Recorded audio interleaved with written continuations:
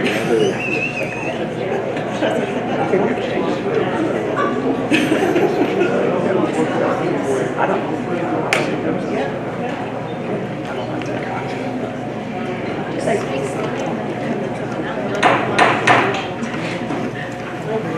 we're going to go ahead and, good evening, we're going to go ahead and call the meeting to order at 6:03. Dr. Thomas, if you would do our roll call for us. Yes, ma'am. Mr. Davis? Here. Dr. Dykeman? Here. Mr. Worthy? Here. Ms. Davis? Here. Dr. Mann? Here. Dr. Yeager? Here. Dr. Knox? Here. Dr. Maddox? Thank you. If we would stand for our silent meditation and pledge of allegiance.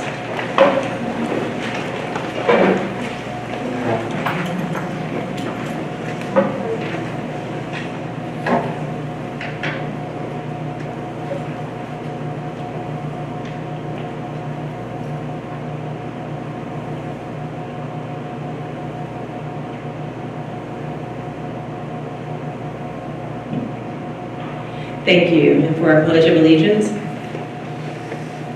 Pledge allegiance to the flag of the United States nation, under God, indivisible, with liberty and justice for all.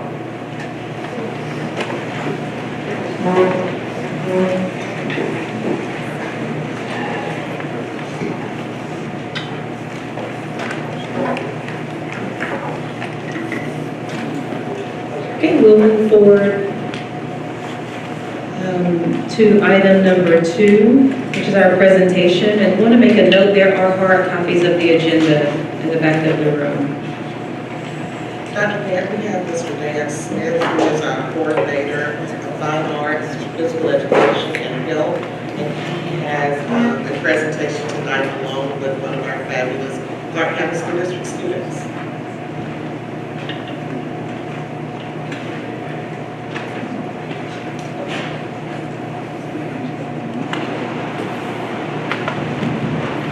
Good evening. My name is Dan Smith, and I have the privilege of serving as the Fine Arts, Health, and PE Curriculum Coordinator for CCSD. We are celebrating the arts in CCSD with WILD, our biennial art exhibition, One View from November 14th to January 18th, 2020 at the Linden House Arts Center. I'm here to applaud the efforts of all involved in the arts in CCSD and the Athens-Clarke County community. I would like to publicly acknowledge the hard work of our dedicated art teachers in guiding our talented students in the creation of the wild artwork that is on display. In this exhibition, one can view the results of guided exploration, creative thinking, global connection making, and the artistic growth and thinking that's promoted through the strong process-driven arts methods employed by highly qualified art specialists in our schools. Art provides our students opportunities to connect and apply ideas and information from all content areas. Art is a place for our students to create, think, measure, experiment, grow, to make the box, and then think outside of that box. Art is at the heart of education. We have a special thank you to Dee Dee Dunphy and the Linden House staff for their help organizing the exhibition and the accompanying catalog. New frames and the full color catalog, which the student artists each received, were funded by donations to the Linden House that Dee Dee helped procure from community businesses, organizations, and individuals. Thank you to these donors. The theme of WILD connected us with the State Botanical Gardens, which provided professional learning to our art teachers while they planned the exhibition. They will also host a selected works from the show in a second exhibition in March of 2020 with the celebration of the 1-year anniversary of the Children's Garden. I encourage everyone to visit the Linden House to see the WILD exhibition, and on another note, a musical note.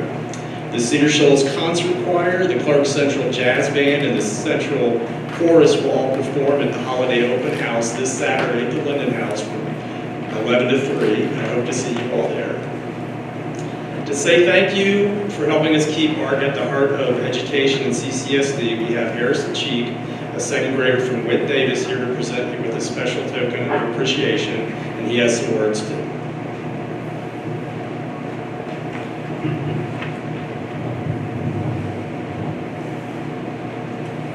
Good evening. I love art. I am Harrison Cheek. I am a second grader at Whitney's Elementary. I am here to thank you for helping and supporting art in our schools. Art is one of my favorite things, and it is amazing. I have art in the Wild Art Show and on page 22 of the book, which makes me feel proud. I wanted to come here to give you one of the books I signed them for each of you. Thank you for supporting arts and CCSD. Thank you. I love art.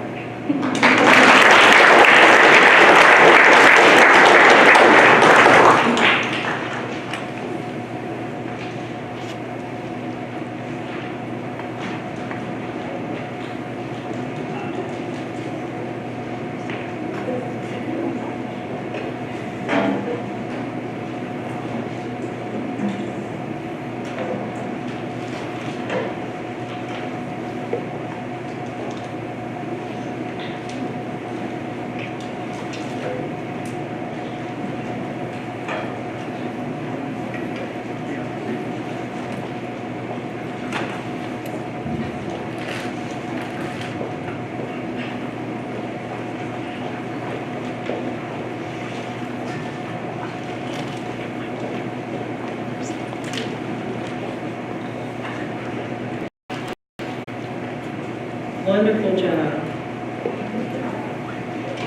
We are going to move forward with item number 3, which is to amend and or adopt our agenda. And I open the floor for a motion on one of those.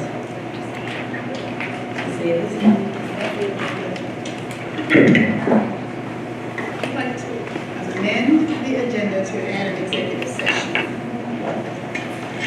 So personnel discussion. Second. Is that a second? Wait, I second that. I also make an amendment too. Oh, okay. All right, well, so let's start with Ms. Davis's motion, which is to add the executive session. Ms. Davis, That would be prior to adjournment, so either 13:3.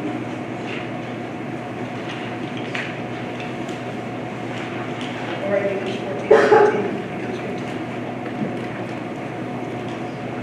okay, so add an executive session in section 13.3. And Dr. Yeager, did you second? Okay, I'm gonna open the floor for any discussion on that.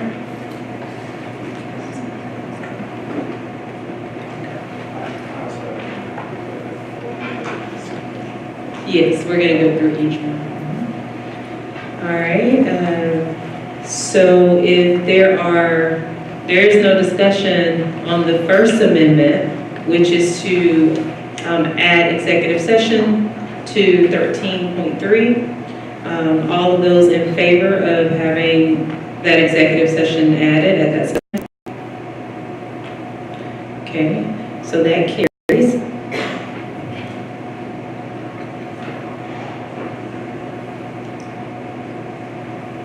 Okay. Sounds like there was another amendment, Mr. Worthy? Yeah, I'd like to amend this for the consent agenda. And so it's 10 items on here, 11.1 through 11.10. These are pretty much routine kind of things.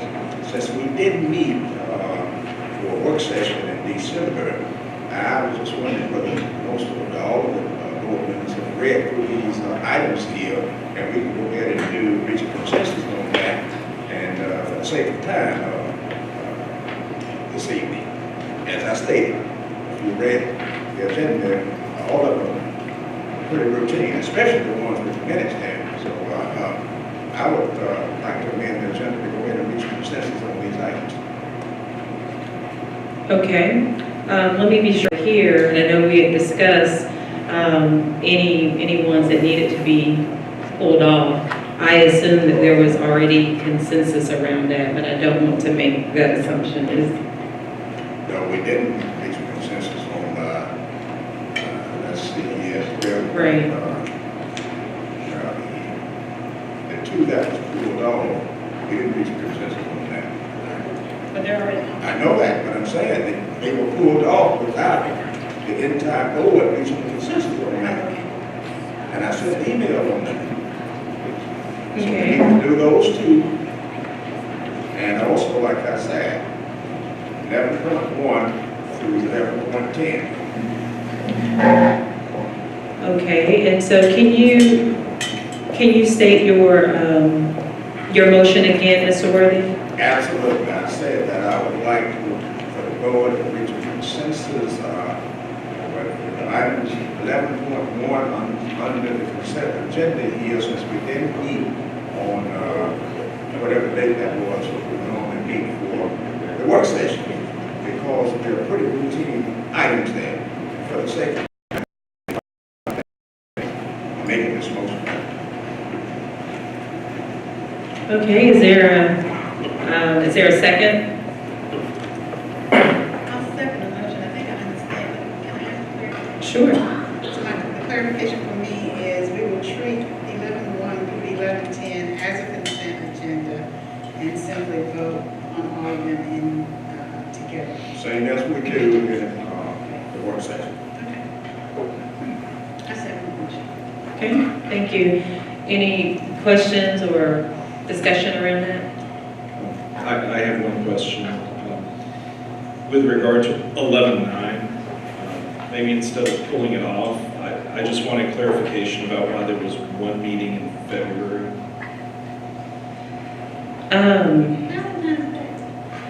Oh, okay. No, that had something, let me see if I can recall, I know I've talked about this week, Dr. Thomas, you may be able to clarify, but it had something also to do with our January, I think, calendar, as well as our March calendar. Yes, ma'am. So the January, normally we would have met on January the 2nd, but when that was looked at, that is our first day back from break. So the January meetings were moved to the 9th and 16th.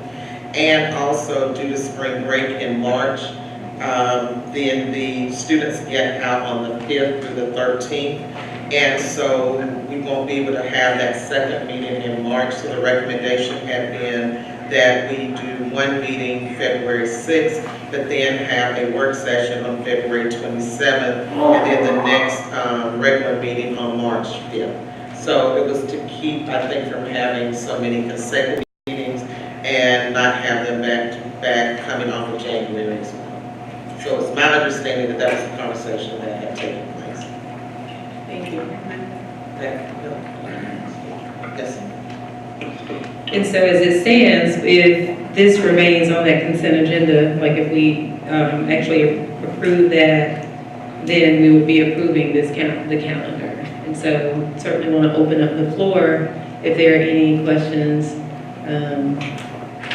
what have you, about the amendment that has been proposed.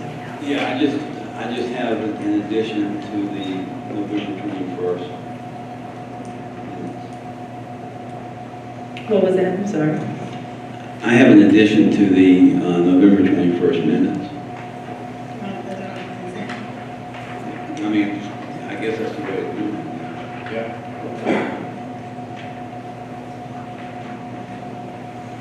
So that becomes item, what is it,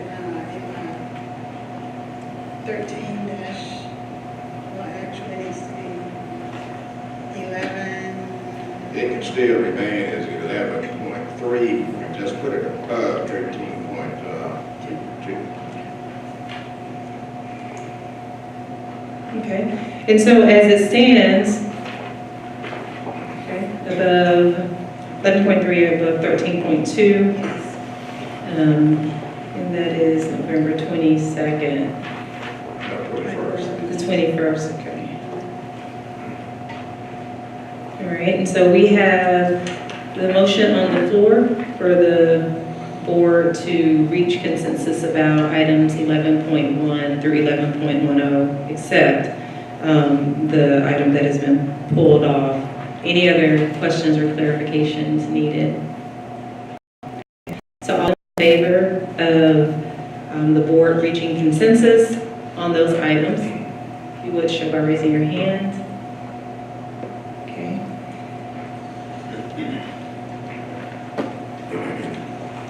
I think there was one more, Dr. Norris. With regard to what was originally numbered 13.2, action related to the complaint BOE member.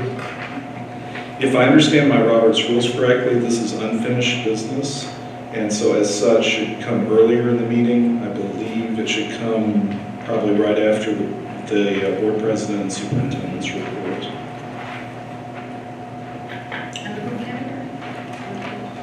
It's called unfinished business because it was on the agenda previously, but we didn't get to it because the meeting was adjourned.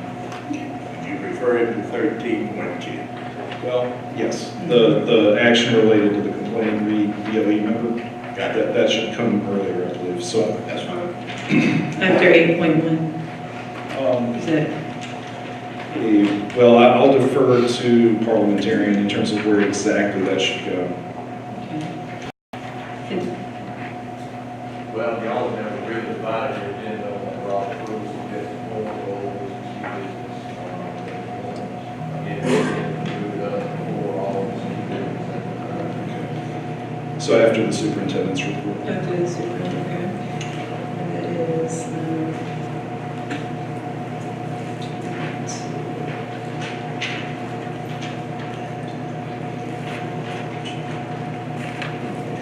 okay. And so can you state the motion, Dr. Knox, Yes. so that we can get a second? Yes, motion to move the original item 13.2, action related to the complaint BOE member, to come after the superintendent's report.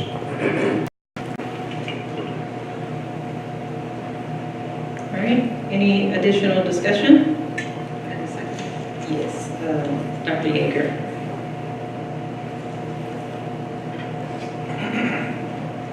Okay, all in favor of the motion on the table to move item 13.2 after the superintendent's report, if you would show by raising your hands. Okay. All opposed? So that motion carries. And now I'm going to open the floor for a motion to adopt the agenda as amended. Wait, well, I would like to make an amendment. Okay, give me 1 minute. Let me make sure I'm keeping up with, let's see.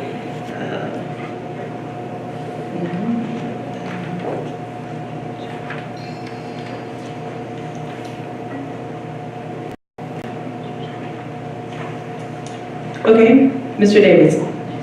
Yeah, I would like to take what we just moved up, 13.2, and I would like to take it off the agenda. And my rationale is that this is part of the advanced ed complaint that this board has voted to seek legal assistance in, and I feel like any discussion prior to contact, having face-to-face advice from the attorney that responded to the RFP would be premature. Okay, and so your motion is to remove this item from the agenda? That's correct. Okay, is there a second? Okay, Dr. Maddox, second. I'm going to open up the floor for discussion. Yes. Mr. Worthy. Ladies first. Okay, yeah, all righty. I understand what Mr. Davis is saying, but we have a policy. We have a policy to follow on that. And in that policy, it didn't say anything in terms of advanced aid coming, et cetera. When those things happen, the Board of Education is incumbent upon us to do what that policy says. And the policy says we need to censor the person that have done that. And I think it's 2/3 votes of the Board of Education. So I don't see. So my reason for it staying is this was regular board meeting, and because I adjourned the meeting early, we did not take action on this item. And so this action can be taken, but the board needs to address this not as a part of the advanced ed complaint, but as a result of the superintendent referring this complaint to the executive team of the Board of Education and the accusation that we failed to act or to respond to his concerns. That's what this item is about. It's not about is it a legitimate complaint or only for the action is for the board to respond to that complaint, which is, in that sense, that is how it gets connected to the advanced ed in terms of our action and inaction. The board voted to have this on our meeting, on our agenda for November to take action. And so I think we need to take action, whatever that action is. Thank you. Dr. Duckman? So I had sent this out earlier, but I just wanted to clarify. It was on the work session agenda. We discussed it at the work session, and then it was on the agenda for the meeting on November 21st to take some action. And my interpretation from the work session was that, well, I went back and listened to it just to be sure, but the decision that was made at the work session was that there was not something for the board to do at this time. That there was, so I had asked Dr. Means, hey, this is not something the board needs to do anything about. And he said, not right now, I would prefer to refer to informal processes instead of formal processes. And so my understanding, the reason why it was on the agenda for the regular meeting was for us to just reiterate that, and then that was the action. And if that is the case, then I'm fine with leaving it on. I was not prepared to have a session. Thank you. Mr. Worthy? Yes. Why don't we pull the policy up? It's on the board ethics. If we have someone over there can put it up, board ethics, BH. And don't quote me on this, but I think it's domain 4, whatever item there. Let's pull the policy up and read the policy. I don't think we're in conflict on the policy. I think the conflict is on whether or not we dispose of this by taking action. And if the action is to take it back to the board, to actually go use the policy, to exercise the policy, then that happens at a later date because there are preparations that have to be made in order to do that. This action was simply to either defer to that or defer to something else. This was not the action to have a hearing. And I understand that, but still, that's what the policy says.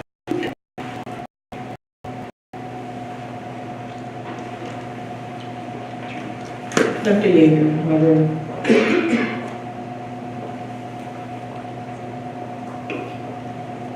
You want me to make my point? So I am with Kara in the sense of I understood that we were going to dispatch with the complaint today, and I have a motion prepared to do that.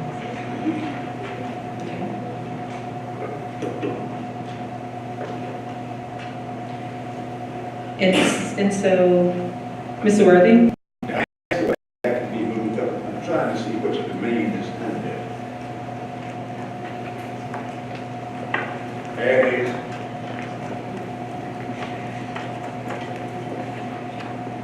Right there, as the board member.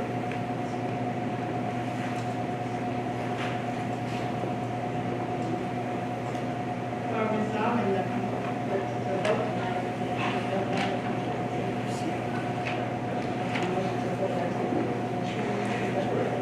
That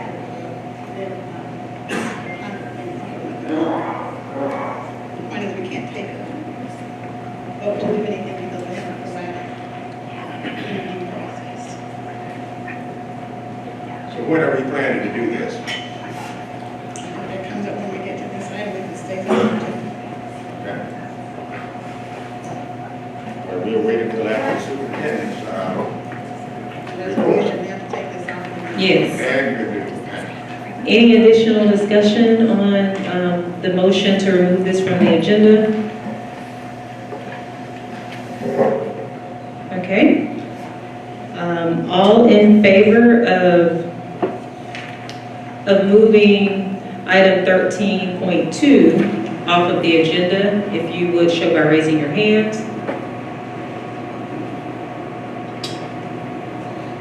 And all opposed? Okay, and one abstain, okay?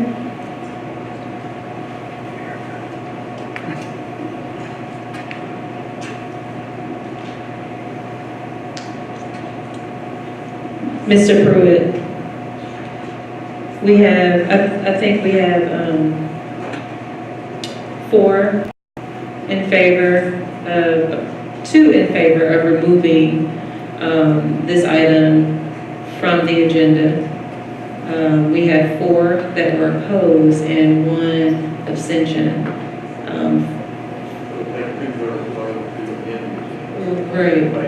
Right, okay. So that motion fails and,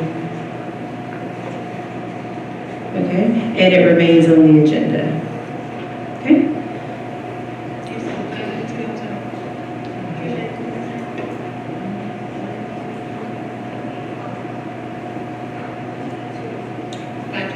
Yeah, and then.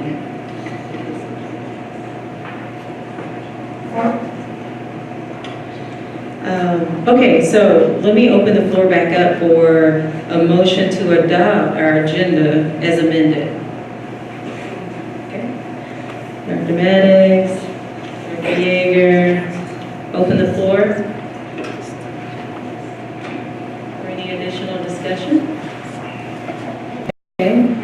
All in favor of adopting our agenda as amended? If you would show by raising. That motion carries, so we now have an agenda.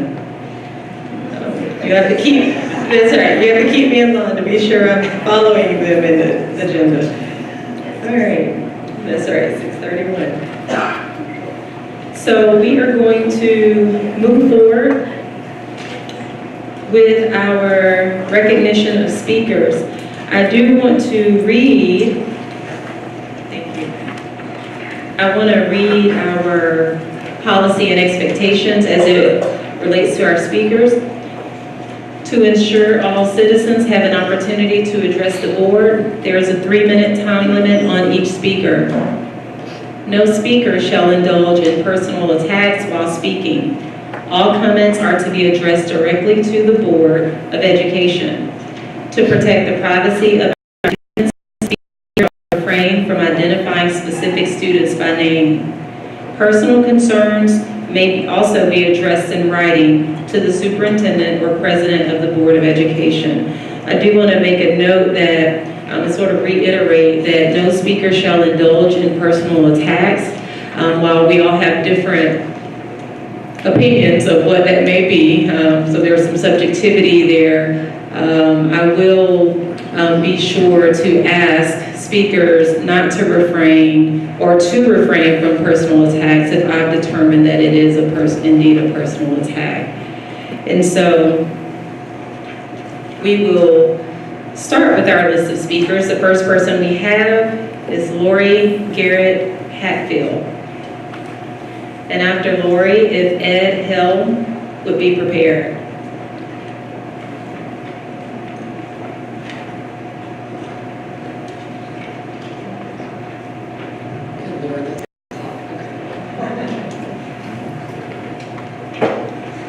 Good evening, members of the Clarke County School Board and the Athens community. My name is Dr. Lori Garrett Hatfield. I'm an ESOL teacher in the district. I'm also here representing over 200 teachers, staff, parents, and community stakeholders as part of CCSD United for Equity. I've been a teacher since 1994, and I've worked for the district board meeting I have ever attended. I mean ever. That sounds funny, doesn't it? If you look around at most school board meetings, you see very few teachers. That's because teachers as a rule are told not to be political. We are supposed to be unbiased. We are supposed to watch events unfolding but focus on our jobs. Most of the time we do that without question because we love our jobs and the children and the parents that we serve. However, the current turmoil in the district has driven me to speak to you this evening. As teachers, we are concerned with what has transpired in the Clarke County School District, especially over the past few weeks. We agree with many of you that race is a conversation we need to have all over the district with fellow teachers, parents, community members, and stakeholders. We know that conversation is going to be painful, but it needs to happen. We agree there are voices in the district that are unheard and underrepresented. We agree that the education system in Clarke County is broken and it needs fixing. We want you to know that most teachers work as hard as we can to educate all children because we love all children. When one child fails, we feel that we have failed them. When one child succeeds, we rejoice with them. We want you to know that we would love all of the mentors, volunteers, and help from the community we can get to help our schools grow and thrive. If you have time, we urge you to give your extra time to connect as a community with our schools because we need you. We want you to know that we are concerned with the number of educators, administrators, and district personnel that have left the district in the last 3 years. We feel that our attrition rate makes it more difficult to educate children effectively. We want a comprehensive behavior plan in the district that sets and enforces clear guidelines for student behavior and that also acknowledges we need more help with students experiencing trauma or mental illness within the district. We want a family literacy program in the district that allows communities within schools to develop and that gives parents the tools they need to help their children be successful. We want smaller class sizes across the board so that we can teach and manage our students more effectively. We also want a 5-year moratorium on changes to instructional materials newly introduced into the district to gauge their effectiveness before we try something else. We also want training on those materials and processes before we are expected to implement them. We want effective staff development and teacher planning that takes into account the needs and experience levels of teachers rather than a one-size-fits-all policy. Thank you for listening to our concerns as educators. We love the district and we want to work with you and the community of Athens to ensure all of our students are successful. Thank you.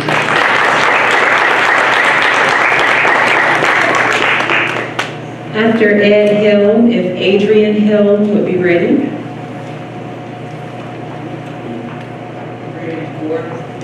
Particularly you. Could you speak in the microphone? Thank you. Particularly you, Dr. Mann, since you're my representative. And I appreciate your leadership and the work, the important work of this board, and the patience that you have exhibited. And just like the materials, etc., I think we need a moratorium on moving against Dr. Means. He's only been here 2 years. He held up for us recently on Saturday. His hero, and you know a lot about a person by the heroes they choose. His hero was Dr. Barbara Seisman. We know Dr. Barbara Seisman, or at least by reputation, because we were in Washington, D.C. when she became the first African-American woman to be the superintendent of a major city. And she was a good one, and she was a tough one, and she was a committed one.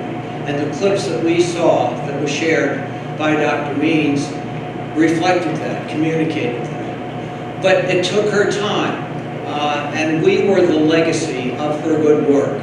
Because with 4 children and living on Capitol Hill, it gave time for the community to be involved in our local elementary school, Peabody Elementary School, and completely transform it by bringing in a very effective and capable principal, and with that principal and a group of parents, they raised $60,000 a year for that school, so that when she wanted to do things, she could just do them. And there are bureaucratic difficulties, but having a good principal and making sure that she had a good staff, we could not have had a better early elementary education than we had for our children. So let's give Dr. Means a chance. Don't buy out his contract. Keep him here. I'm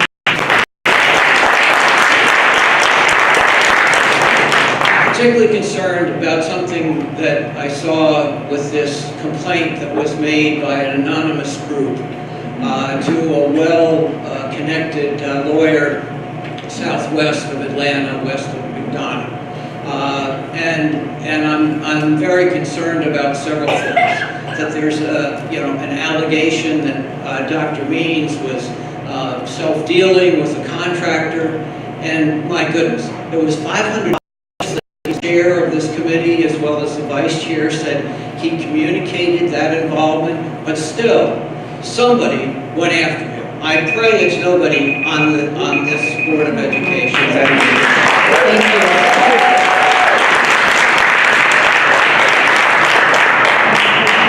Adrian Hill, if Alvin Sheets could be prepared. Good evening. My name is Adrian Helm, and that was my husband you just heard. He didn't tell you that he's a retired civil rights lawyer. I too am a lawyer, but I am an educator at heart, and my last classroom work was as a secondary reading teacher and literacy coach at a high-poverty middle school in Florida. Florida is a state that decides how many prison beds they're going to need in the future by third grade reading scores. This is a very serious problem, and Mr. Davis was the one who first introduced us to Dr. Means when he was brand new in this district.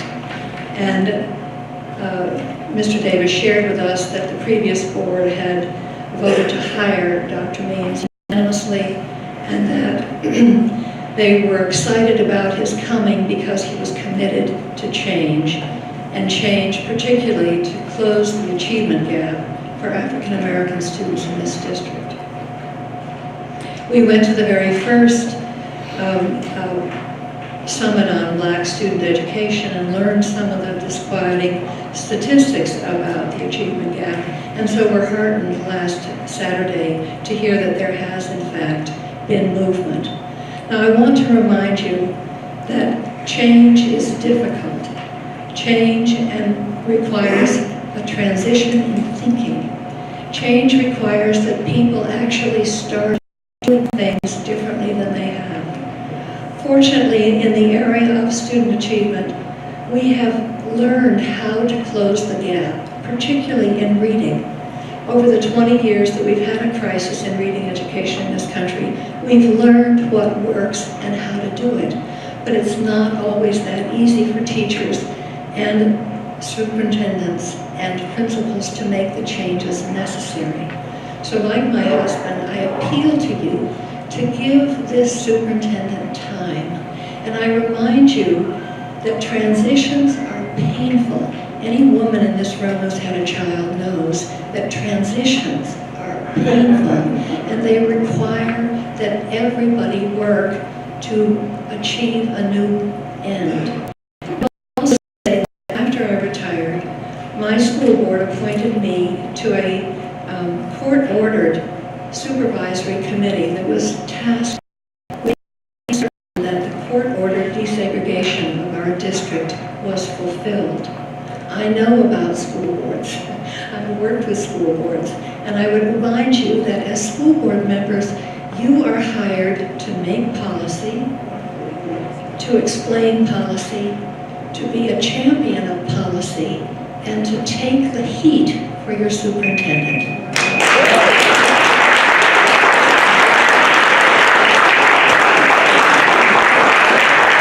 Thank you. Alvin Sheets, if Mrs. Fanny Smith would be prepared.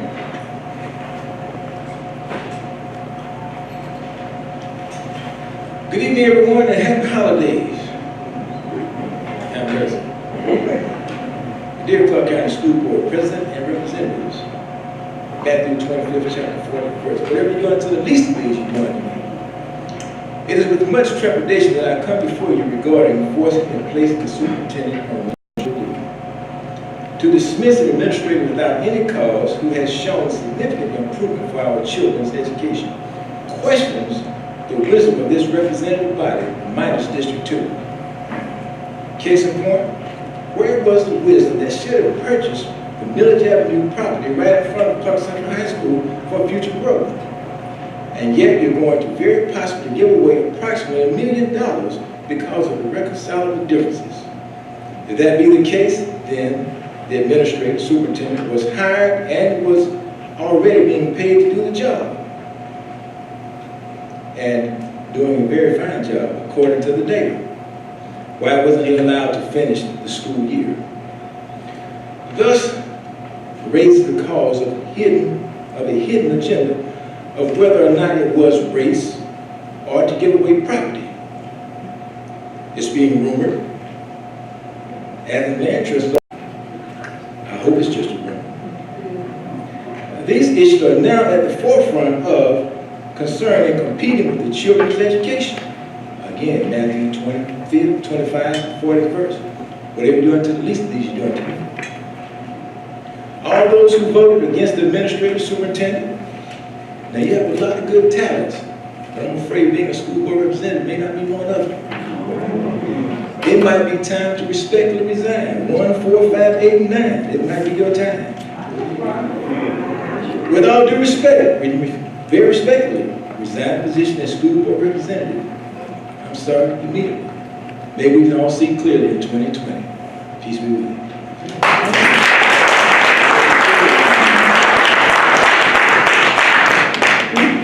Ms. Fannie Smith, if Sharon Collins would be prepared. District, moving to Clarke County in the year of 1953, along with my family. My father was a minister of the gospel in his neighborhood. One of the things I shared with my dad was born in 1892. So he was born 27 years after the end of the Civil War. So you can imagine what his daddy and his great-granddaddy were doing. He brought us to Clarke County to get an education. He didn't like us seeing he had to work in Missouri. He became a gospel pastor. He was able to leave Oversight County and relocate to this school district. And I was lucky. I was able to participate in 1964 in desegregation, the continued desegregation of the school district. It was my fortune to be able to meet Dr. Means in a retired teachers meeting. And he spoke to us about his plan of equity. He spoke to us about his concerns for the children of the school district.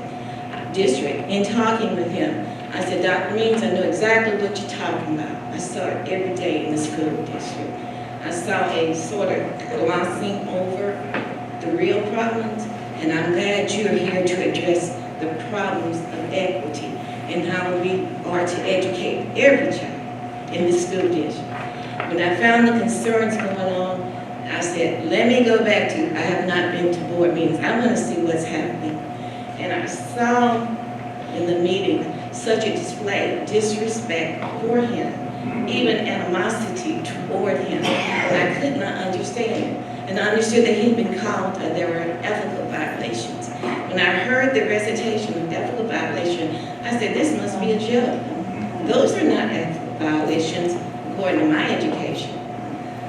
I see there is a extremeness of schism here, and I'm wondering where it's coming from. I see a well-educated, prepared, dedicated educator, professional. I see how he speaks, how he stands, how he addresses people, how he interacts, treats people, but I see all of this other animosity toward him. I see people here who are speaking up for what I feel is right, and I saw people who seemed that there was another agenda. And I think in the area, my father told me, the area of public service, is that your concern is the service, and not how you personally feel about something, but how you fit in to what is needed for the purpose in which you're elected. It's not the title before your name, it's the type of service. Now, my father may not have been educated enough to be in your position, but you need to take care of business and rescind this and get this man back to work and don't give our money away.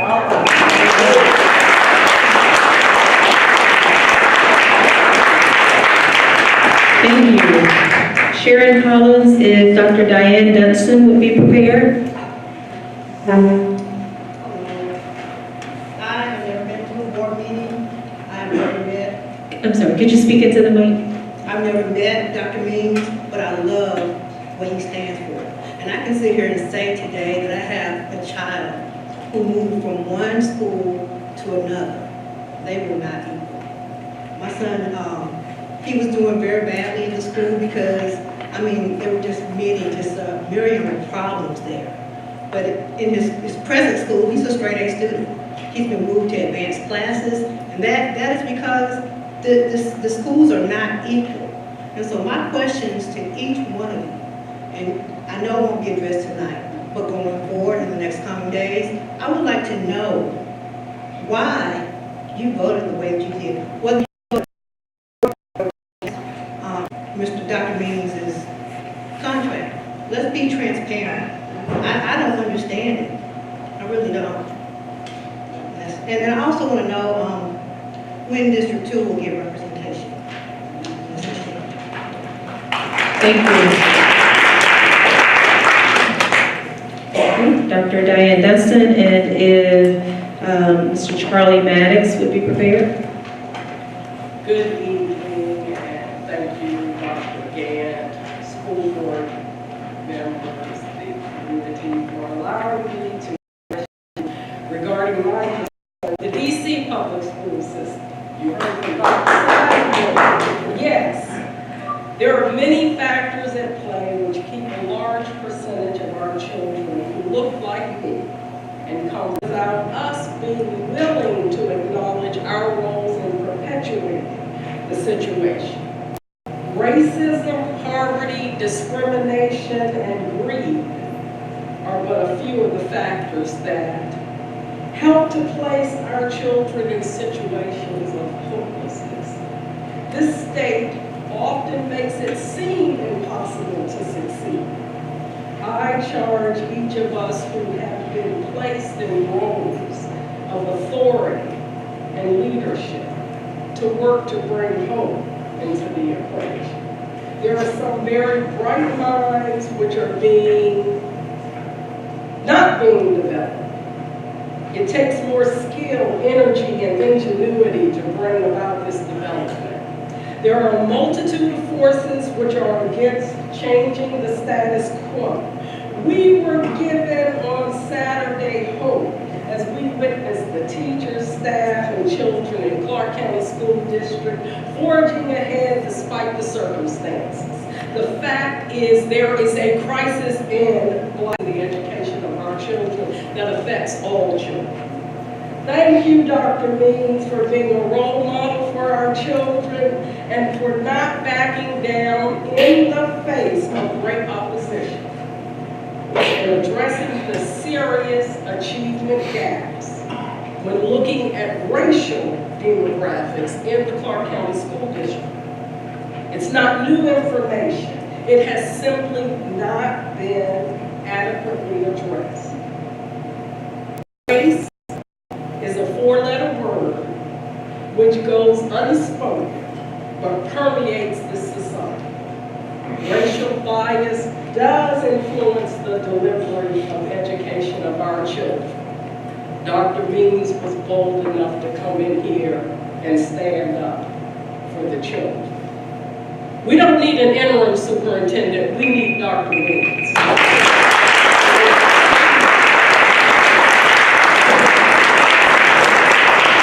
Thank you. Mr. Charlie Maddox, if Renita Bolton would be prepared. So that I don't get accused of plagiarism, our trip is to a friend of mine out of Atlanta who said, I marched too long, suffered too much, and lied too often, bled too profusely, and received too little to continue to go on. Again, my name is Charlie at Clarke Central, grandfather of a 7th grader at Clarke Middle. I've got skin in this game. I'm serious. Today, we're at a dangerous and serious place in our school district. We have unfortunately witnessed a breakdown of what I deem to be the roles and responsibilities of some of the duly elected officials of this school board. As was made clear by my previous presentation before this body, in which I read to you the charge of your oath of office, and I implore you to discontinue the efforts to administer policy and deal solely with the responsibility that you have as policymakers. As the elected officials, that's your duty. It is incumbent upon you that you develop, adopt, oversee administration of your one employee, that is the superintendent. I'm here today because I'm truly convinced that the action taken by members of this board on December the 9th will result in this district being in jeopardy. Of the duties that is, as your duties, every one of you, it's incumbent with you as your position of a Clarke County School Board member, and one of the most fundamental duties is that you ensure the financial health and well-being of the school district, which now is in jeopardy. I have begun a recall effort. The voters of Athens, Clarke County elected you, and I think at this time and this point, the voters of Athens, Clarke County need to come forward. We cannot wait till 2020. We cannot wait till 2022. So I'm pursuing that recall, and those, the Athens, Clarke County people that elect you will have an opportunity to say that they agree with you or that they don't. But it's time for those individuals, those of us that have children, those of us that will have children, those of us that see this to stand up and say, yes, we are, or no, we're not. Let's go back. You hold a public trust, and we will see what the citizens of Athens, Clarke County, this is not personal, this is business. Serious business. Because our children, the future of our children is at stake. Take this serious.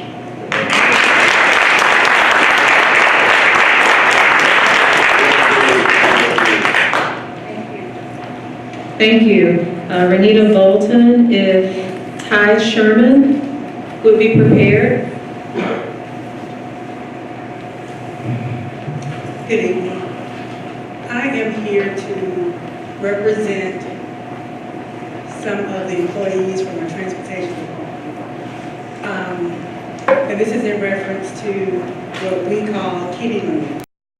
And Kitty Land is a room at transportation or at the transportation facility where in the AM we have students from our homeless education program, also our foster care program, as well as children that belong to our drivers and monitors. They come to, their day starts off at transportation, and then they're placed on their respective buses to move on for the day. We received information that there's a possibility that Kitty Land will go away, that we'll no longer have the opportunity to bring our kids to work with us. We have a high percentage of single parents that rely on the ability to bring their kids to work with them. Let me make sure to stay under. We, as transportation employees, are the first and last people that our kids see. We were told that the facility is not adequate to house the students, and that moving forward, there could be a fee for parents, that there would be a location, but there would be a fee involved.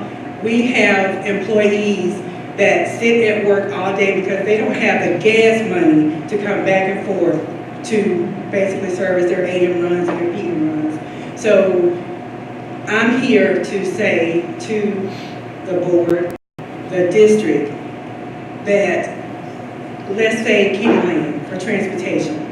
If we're not equipped, then equip us. If there is another location, then let that location be available to our drivers and our monitors, because we're already at a deficit.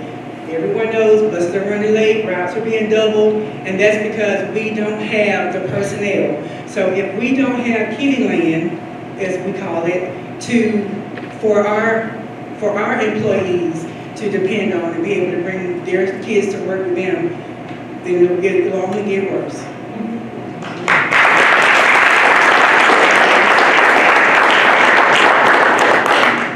Thank you.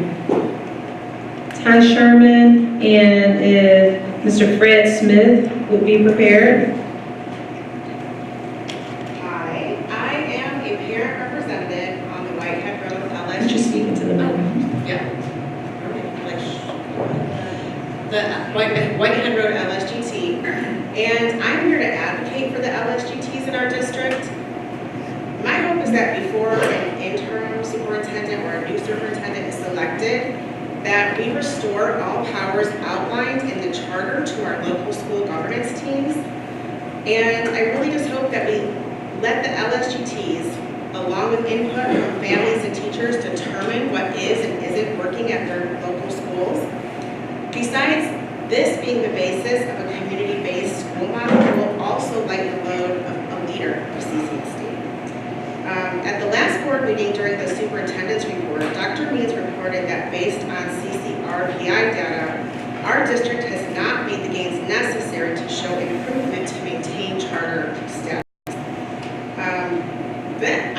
That's alarming, and I am unsure of what that really means for our district.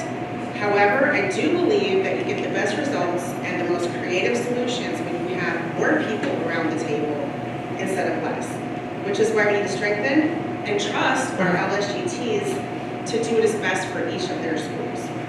And finally, I am a proud employee of the Athens Land Trust. I've been there for less than 2 months, and I'm still trying to figure out where the bathroom is, and I'm learning a lot, but what I do know is that we are not planning a spring celebration, but we are planning a holiday market and a goodbye this Saturday, so it'll be wonderful to see you there as we have an authentic New Orleans second line and dance away from us.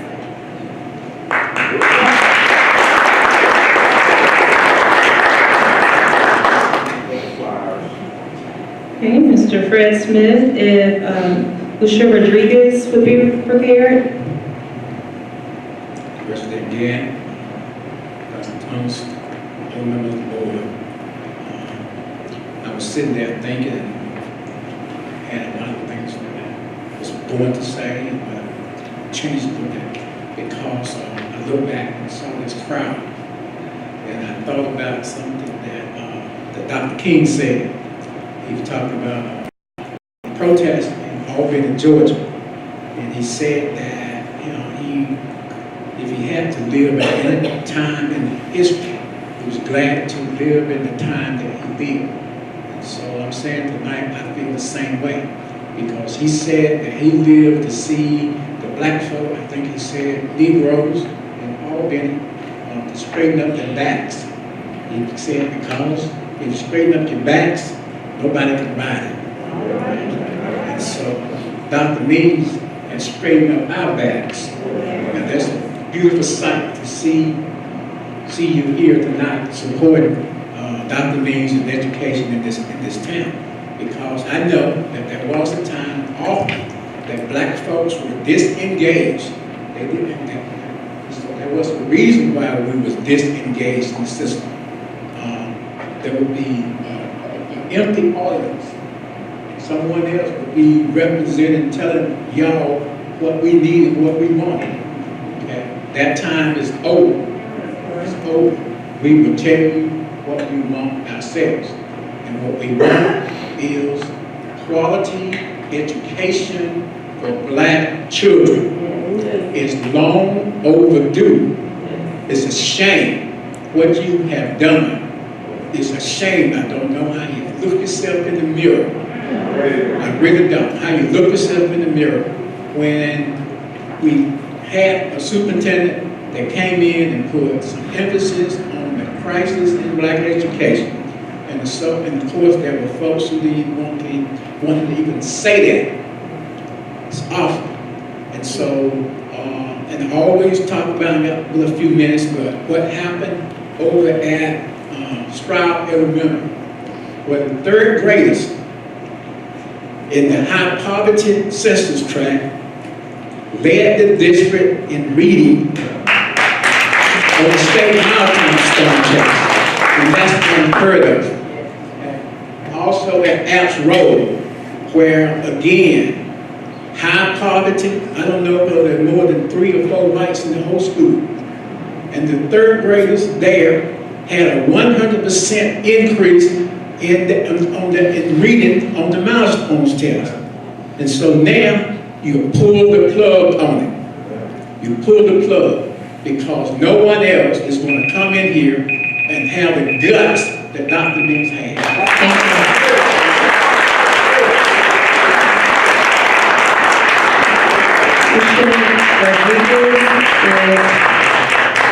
Michael Smith will be prepared. Good evening. I know that many in the community are angry. Dr. Means gave voice to kids. I agree with Mr. Smith that we need quality education for Black children. I would suggest, however, that the great cause of equity in our schools is being overshadowed by all of the baggage surrounding one man. I think that we all owe Dr. Means a great debt for his work.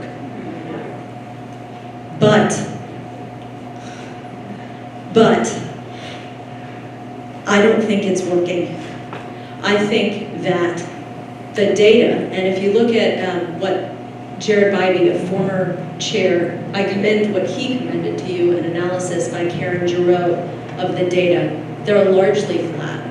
Although there are things to be celebrated, those third graders are to be celebrated, but I see drama and fighting and confusion that distracts us from where we should be focused. So the board's role is not just to keep policy and to take the heat, but also to evaluate the superintendent. We elected you. Dr. Means signed a contract in 2017, an extension in 2018, and an extension this past July. And it gave the board the power to fire him for cause if he'd done something wrong, which he has not. He has not. But it also gave the board the right to buy him out if it just wasn't working. And it's just not working. If you think that there's deep-seated racism that is causing this problem, then it's gonna stay. And Dr. Means and all the baggage attached to him is just distracting us from the real problems that we have in this district. So I know that it's a lot of money, but he said in public that he embraced discussing his exit from Clarke County. I don't see how a leader can walk back from that. I would like to commend the board for he said that in Excuse me. Can we turn the floor back over to the speaker? I'd like to thank you. I'd like to commend the board for its courage in this action, and I'd like to focus your anger, which I know you're feeling, on honoring Dr. Means' legacy by supporting the next superintendent in continuing his equity work. So it's not forgotten. Thank you.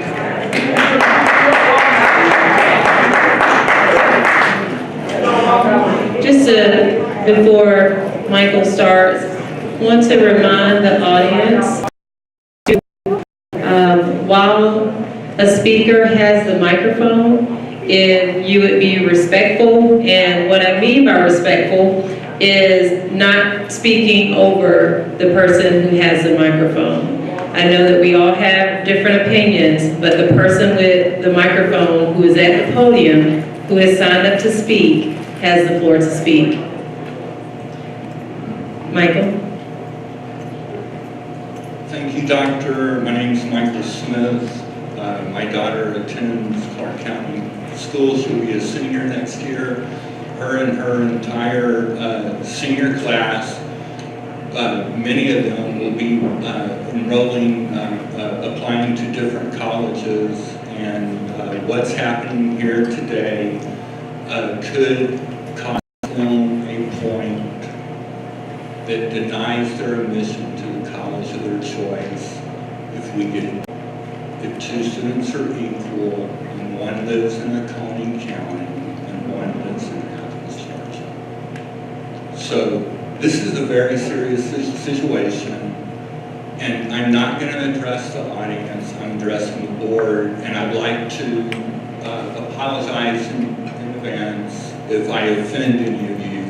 I believe that each one of you should have the right to, you hold a seat that's an elected seat, and you have the right to make your own decisions, and I firmly believe that. About 5 years ago, I started researching a neighborhood off Marquez. It was known 100 years ago as Happy Top.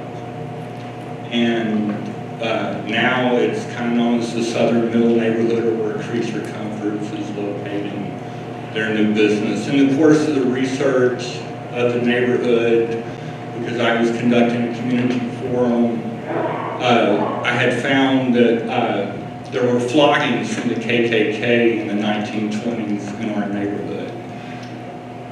I also found that the KKK controlled Athens in the early 1920s, and at the same time I found that there were 221 African-American owned farms in Athens, Clarke County, and 220 white-owned farms. All those farms are gone, the African-American farms. My problem is not with the board members.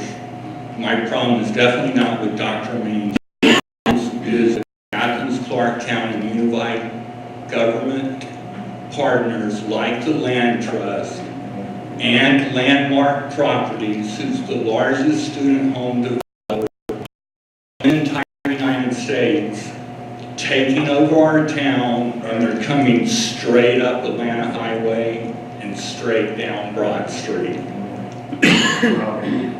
I'm asking you that y'all keep your eye on the students and off of these powerful players whose interests conflict with the students of Athens.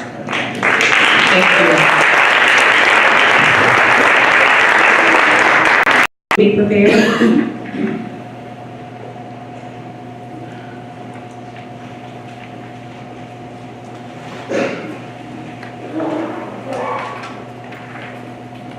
I would like to thank the board member. It's a cliche, but I really want to thank you for your service, because in the last few weeks and months and year and a half that I've been following this as closely as I have, I really respect somebody. They're the boss, they hire all the people. They don't have any accountable school board. A lot of big cities don't have that. So I'm thankful we do have a school board, and I'm glad we have checks and balances. I think we're all lifelong learners. I know I am. I learn new things all the time. And one of the things I've learned over the years when I go through hard times is I try really hard to turn negatives into positives. I mean, to try to think of things that are really unpleasant, there's no joy in them, and you're going through this sort of crisis feeling and anxiety and just dysfunction. You try to somehow figure out a way to turn it into a positive.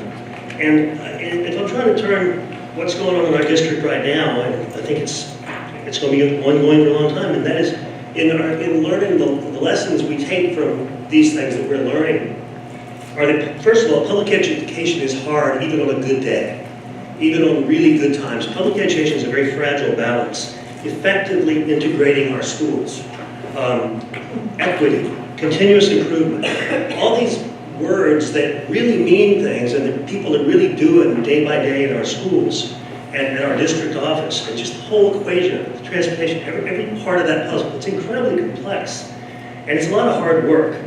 And I do think, I'll echo what Lucia Rodriguez said a minute ago, in terms of we are, to credit the current, the superintendent, Dr. Means, we're talking about this stuff now. There are so many conversations going on, and a lot of them are really unpleasant, and they're on Facebook, and and I'm a part of them, and a lot of y'all are a part of them, and a lot of conversations are going on in person, cross town, east side, west side, different generations, racial. I feel like as hard as these conversations are, every time I go to a facilitation, and I've been to a few of them over the years, they always say, go to places you're uncomfortable. Get used to being uncomfortable. Do the hard talk. That's part of avoiding it and going back into your silo. So I think those kinds of things are real positive. And the last thing I want to say is I was at a meeting last night, and I was hearing somebody not even talking about education. She was talking about, she's a pretty respected national leader, and she was saying some things that just struck me, and I wrote them down. I actually put them on my phone. Diversity is our strength. Unity is our power. And she also said something about kids, and again, this wasn't an education meeting at all. This was a much broader thing. She said, I'm a lioness. Don't go near my cubs. Anyway, thank you. Thank you. Janet Frigg, if Monies Scott Blackwell will be prepared. Hi everyone, my name is Janet Frigg and I'm a parent of 2 CCSD high school students. I have 3 things that I was wanting to bring to the board tonight. First of all, whatever happens in the months to come, one of the things that I've heard a lot of discussion about in the community is financial transparency and financial accountability. Letting the public be aware of where money is spent and for what. And so I hope that the board will take steps to actually go back to the spending limit that requires board approval. My understanding is it used to be at $10,000. It was raised a couple years ago to $80,000. I think taking it back to $10,000 and having greater accountability for who we're hiring, what consultants, what outside firms, what legal representation, that would help to rebuild some community trust and accountability. My second comment, and I don't know if I'm allowed to ask you all questions, but along the lines of transparency and looking through the agenda for tonight, I was actually looking for the minutes of the November 21st meeting in board docs, and I could not find them. Are minutes not available to the public? It's been my experience in draft minutes are available to the public. The public can give input on them if the public sees something that they think needs to be added, or they have, being able for the public to see draft minutes and perhaps give feedback, I think would be helpful. I think the minutes of the November 21st meeting are extremely important, that we get that right. And there's been a lot of discussion in the community about what exactly happened at the end of that meeting. I know we all have different interpretations, but we don't have different interpretations of the words that were said. And I hope that the words that were said at the conclusion of the meeting will be transcribed verbatim in the minutes. I think that would be helpful for just, having the record be clear, at least on the words that were said, even if we disagree on what they meant. Finally, I have a question I'm bringing on behalf of a teacher who was unable to be here tonight. She asked if I could ask the board to please, for whatever is going to happen regarding Dr. Means, if there is going to be a buyout of this contract, could you keep the public informed on how much and where those funds will come from? There are a lot of statements being made in social media, etc., with numbers being thrown around. And this teacher asked for just transparency about what is happening and where those funds will come from. Thank you. The Monies Scott Blackwell, and if Brent Andrews will be prepared.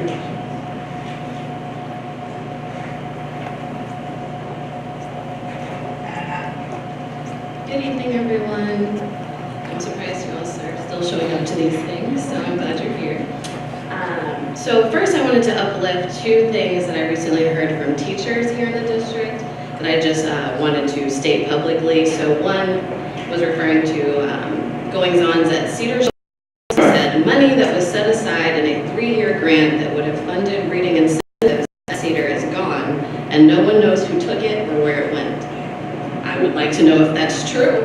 If it is, can we find the money and who was supposed to be responsible for it? The other statement, hi Imani, I hope you don't mind me contacting here. I just saw your post but can't comment publicly because I was indirectly chastised for my comment the last time. We aren't allowed to publicly criticize or question the district. I am just as confused as you you are, it's a sick system, and not allowing an open, honest discussion is going to keep it sick.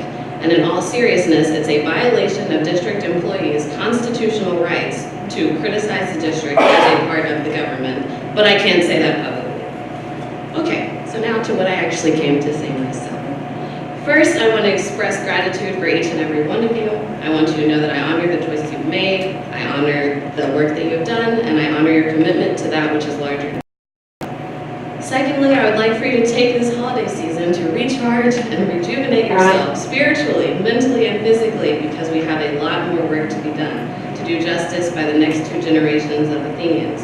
The students currently matriculating through Clarke County School District will one day be the parents and guardians we will need to be engaged partners for their children's generation.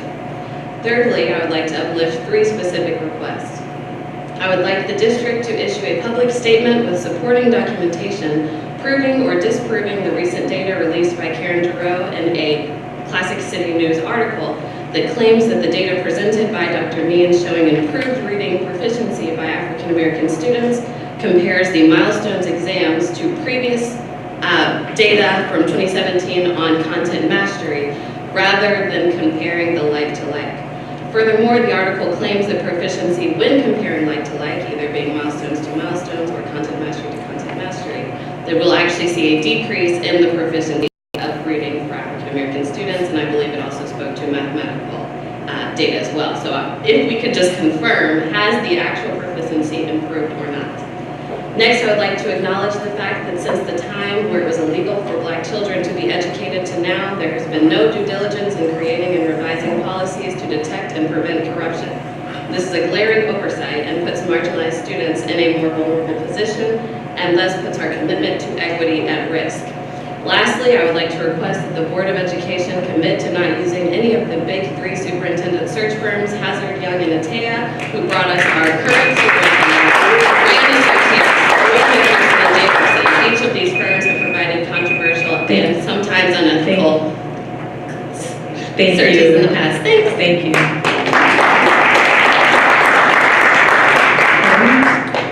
Brent Andrews, and our last speaker will be Mary Bagby. Thank you. Leave written back there. I'm not going to speak for very long. I just want to say that my heart hurts about what's going on in our community. My heart hurts for Dr. Means supporters, how they feel betrayed. My heart hurts for board members who get paid a pittance, who aren't here for any kind of prestige or power. Every person sitting on this board I know to be people of integrity, people who care about students, all students. And I know that each of you, even though you may disagree, have spoken and have voted with your hearts. And I think it's time in the community that we look past our divisions and that we begin to think of what we need to fight against. And if we're bogged down in fighting over a man that many people might have respected, a man that people might not agree with, but still agree with his mission. I agree with this mission. I think that there is no way we're going back to not thinking about the success of Black children and the things that are holding them back. We have to have a superintendent who does that. We need to stand together to make sure we have that. But also, I'm concerned that in this discussion about students as data, that we've reduced them to nothing but data points. That students of color are counted as failures because they don't reach a level of proficiency. A lot of my students, I've been a teacher for 19 years, have made tremendous gains in growth in reading, but if they fall 20 points below the level of proficiency, they're counted as a failure. And the system has problems. We know that, huge problems.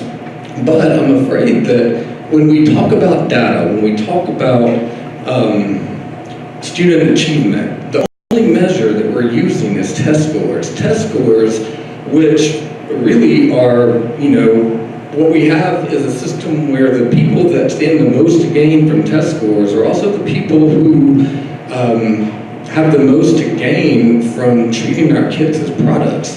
Edu-business. We're talking about people who, whether it's charter schools, whether it's state legislators, whether it's congressmen, whether it's all the wealthy elites, all kinds of people want to use our kids to profit for themselves.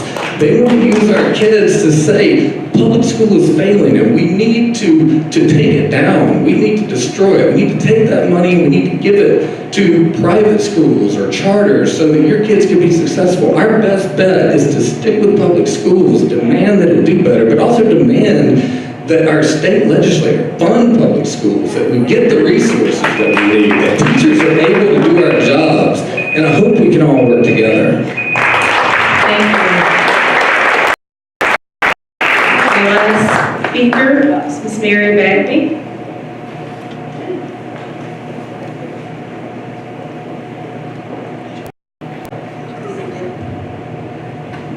Dr. Thomas, presiding superintendent, and the board, and the taxpayers of Athens, Clarke County. I emailed the board today because I didn't know if I was going to be able to make it. I did ask some questions, and I did ask them to answer the questions within 5 to 7 days because there are so many loopholes. If you don't give someone a time limit, they may not ever answer. So I did ask them some questions, but I want to go backwards and clear up some things. Dr. Means didn't say he welcomed me. I was at the meeting when the board decided who was going to write the letter that would, the letter would clear Dr. Means of all the allegations. I was at that meeting, it lasted 5 hours. So I left at 10:30, they were still here. And after they wrote the letter, they humiliated Dr. Means by putting it up on the board. The 2 people that volunteered were the only 2 at that meeting when the question was asked. Dr. Gant asked who would write it. 2 people volunteered. After they put the letter up, then another board member wanted to add something to it. One of the board members asked Dr. Means if he would defend himself on the 3 allegations, and he did. The $500 that they talk about, he was not on the board here. He was not officially on the staff or the payroll here in Athens, Clarke County. He had a dissertation. He said that they could go anywhere on the website to find out that his credentials are true. And he did not plagiarize. He answered the 3 questions that was asked by the board member number 1. I don't have a representative up there on that board from District 2. And I asked the board to rescind the vote. I want a representative on that board from District 2 to have a vote concerning what happened here. And as far as land trust is concerned, they have a commercial. You need to listen to it on 1470 AM, 92.7 FM, talking about watching them rise as they continue with the land trust and the farm and the market in 2020. So the young lady really needs to get on it and learn what's going on her job. And I think that since we have uprooted Dr. Means from his life and his home, then the board should give him $3 million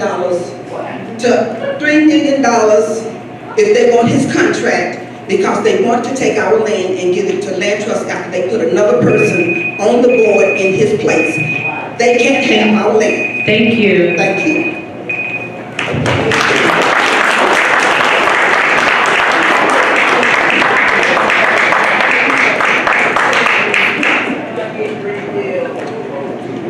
Okay. Thank you to our speakers for sharing your thoughts. We'll move forward with our agenda. The next items are informational items, as you see on your agenda. So we'll just go through these, I guess individually, if there are any points like clarification or questions. We'll start with the early Head Start. Those minutes are there for us. Is there any additional information or any questions? Mr. Davis.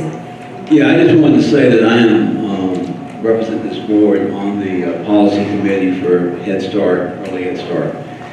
And I'm very impressed with the parents who are participating in that policy committee.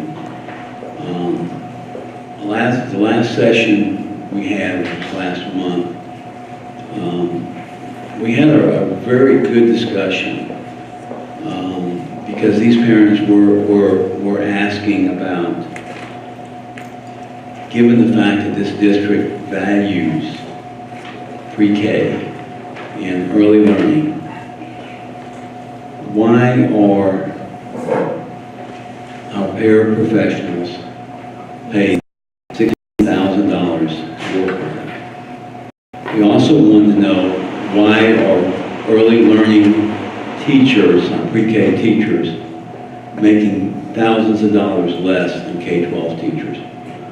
Now, I'm chair of the Government Relations Committee, and we will continue, and we're going to do this next week, approach our legislators and saying this is wrong. But at the same time, these parents raised good questions that if it's wrong and the state won't do it, then what are we going to do about it? And so I just raised that with the board as because that was not in the minutes, that discussion. Thank you. Thank you. Other thoughts or points of information? Item to look at, parapros was another group. So this isn't new, I mean, they talked about it last month, so we've had this for a while. And I think it's fair to say that we have been working on it. Well, I think that we've talked about it, but we have. I mean, the fact is that at least as far as this board officially, is that we continue to tell the state legislators to do the right thing. But we may wait a long time before they do. So, but I just wanted to, I think we should take the opportunity, Linda, to discuss this whenever we can and to move on it. I think, if I'm not mistaken, at one of our work sessions, or perhaps, I don't know if it was government relations, but we asked the superintendent, we asked Dr. Means to begin to give us some preliminary numbers, but I can't remember if it was around paraprofessional salaries or pre-K, as we were preparing or thinking about budgeting and things like that. But of course, we haven't taken any action, but I think that's what I recall.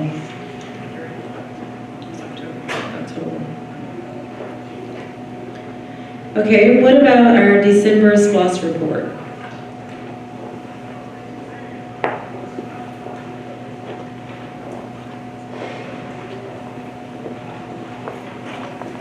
I was just going to comment later about the presentation of this report to the COC committee. Okay, you want to do that now? Let me do it later. Okay. Any other questions about the report or any additional information? I've got one. It says that we are going to begin the process of pulling together a stakeholders meeting, a stakeholders group for the West Broad. And I know that we had agreed that there would be 2 board members on that, and these meetings are supposed to take place in December.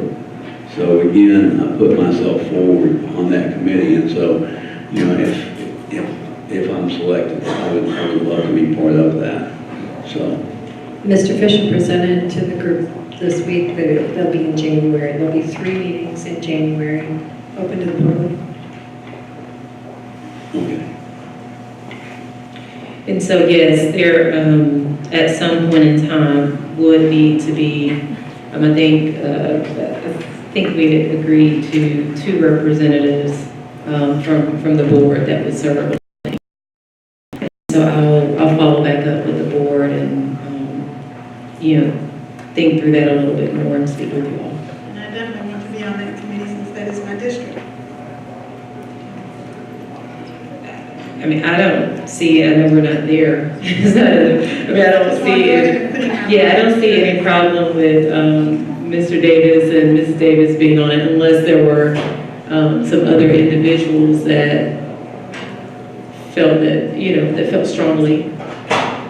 And I think those meetings will be open to the public anyway, if I'm not mistaken. It's just that they will be our to represent. Would everybody be okay with? I mean, it's not an action that has to be taken, but just wanted to say that publicly.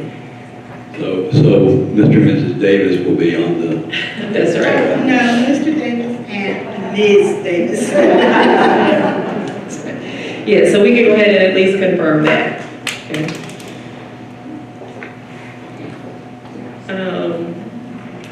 Our Athens Community Career Academy report, were there any follow-up points to that? Or? I actually do. I think these minutes were like from a previous meeting, but there was a line item in there in the report under foundation funding. And in that report, it looks like there's been an agreement for the board for the Career Academy has an account set up with the Athens Area Community Foundation to, it looks like where they're going to be, they will receive gifts, and it's like $30,000 in this particular report, that's going to be somehow stored at the Community Foundation. So these are my questions. ACCA has a program of CCSD, chartered and supported by CCSD, funded by CCSD, why funds being directed to the Athens Area Foundation. I'd like a report out on what is going on with that particular initiative. And it may be perfectly fine, I just want to understand that because I don't remember that coming to the board, and maybe we don't have any say-so in that. Maybe that's one of those things that in oversight we don't have, but I would like to know how we track and manage finances that aren't being deposited with the board or with the district. And then my next question is what prevents those funds from being deposited with the Clarke County School District and managed out of the funds like all the other schools' funds were managed. And then the question that ultimately resulted in is the ACCA direction moving away from CCSD, establishing this separate funding account?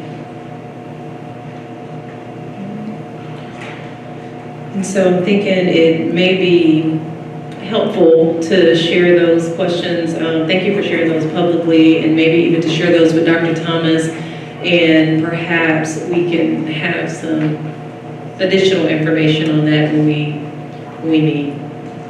I'll speak to this. Okay. Maybe they can give us a presentation on why they chose that direction. Other thoughts, questions about the report?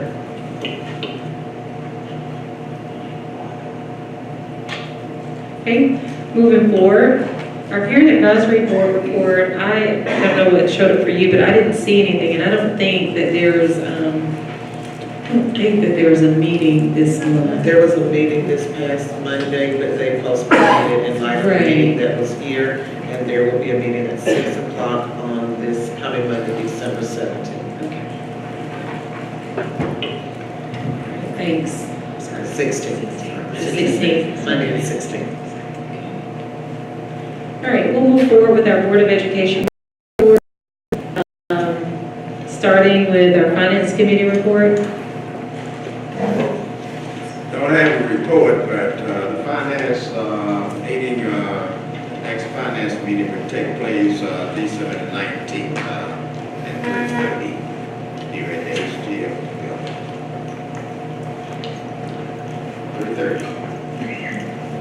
And I think, Mr. Worthy, there was a schedule that was originally sent out, or was it just shared in Finance Committee meeting about all of our meetings for this?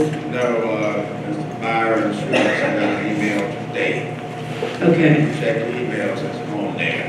December the 19th, 3:30. Okay, and that, I haven't seen that email and haven't checked it, but in that email, does it have all of our meetings for the full year and the times? No. Okay. That email only went to you, Mr. Warden, so we didn't send it to the entire board, but we can forward that for next week. Okay, well, you just got the answer for me. And December 19th, 3:30. So if I may request that those dates, or if there are dates, I could be misremembering or making up stuff, but I think there are dates somewhere where we decided on what the meeting dates would be. And if someone could reshare those, actually if someone could verify that I'm telling the truth, and then you do, okay. If you could reshare those, particularly because we'll need to consider other dates as it relates to GSBA training and all those different things for next semester. Okay. Government relations? Yes. Next Tuesday at 4:30, we are meeting with our legislative delegation. We're talking about Senator Ginn. We're talking about Senator Cowser, Representative Fry, Representative Gaines, and Representative Weehauer. We do this twice a year. We do it before the legislative session, and we meet with them after the legislative session. We give them a report card. When they delivered $3,000 to most of our teachers, we praised them for that, but we also pointed out that it costs this district over $1 million because there are other teachers that are not covered by that funding formula that they use to award those $3,000. We also have to do right by our custodians, maintenance people, cafeteria workers, peer pros, who are not covered at all. So we were meeting with them, and I'm saying this now because this is the biggest crowd and the biggest opportunity that we've had to talk about the legislative agenda, because we talk about holding people accountable. We need to hold the state accountable. And the fact is that when we meet with our legislators, and I do send out emails to folks and try to publicize it, and it's on our website, but I'm publicizing it now. The people who are there is we have about half our board, and we have the legislators, and we have the superintendent, and precious little else. Now, we've got in terms of funding, and people have mentioned that. One of our legislative agenda items that we'll be talking to them about is the following. The state, I'm sorry, let me get this right. Recognizing that Title I school systems are dominated by students of color living in poverty, the acknowledgement of Georgia's history of slavery and oppression must be taken into account when considering the full funding of the QBE formula. That would be fantastic, as when we're talking about that, if we had 30, 40, 50 people there in the audience, instead of having it in that room over there that we have to have it here because there's so many people that turn out. We're also talking about transportation, the fact that when we were told by our legislators that the reason we pay so much for transportation is we choose to pick up children who are only half a mile away from school, where the state law says you don't have to do it until they're a mile and a half away. Well, we've got places in this community where it's not safe for children to walk to school a mile and a half.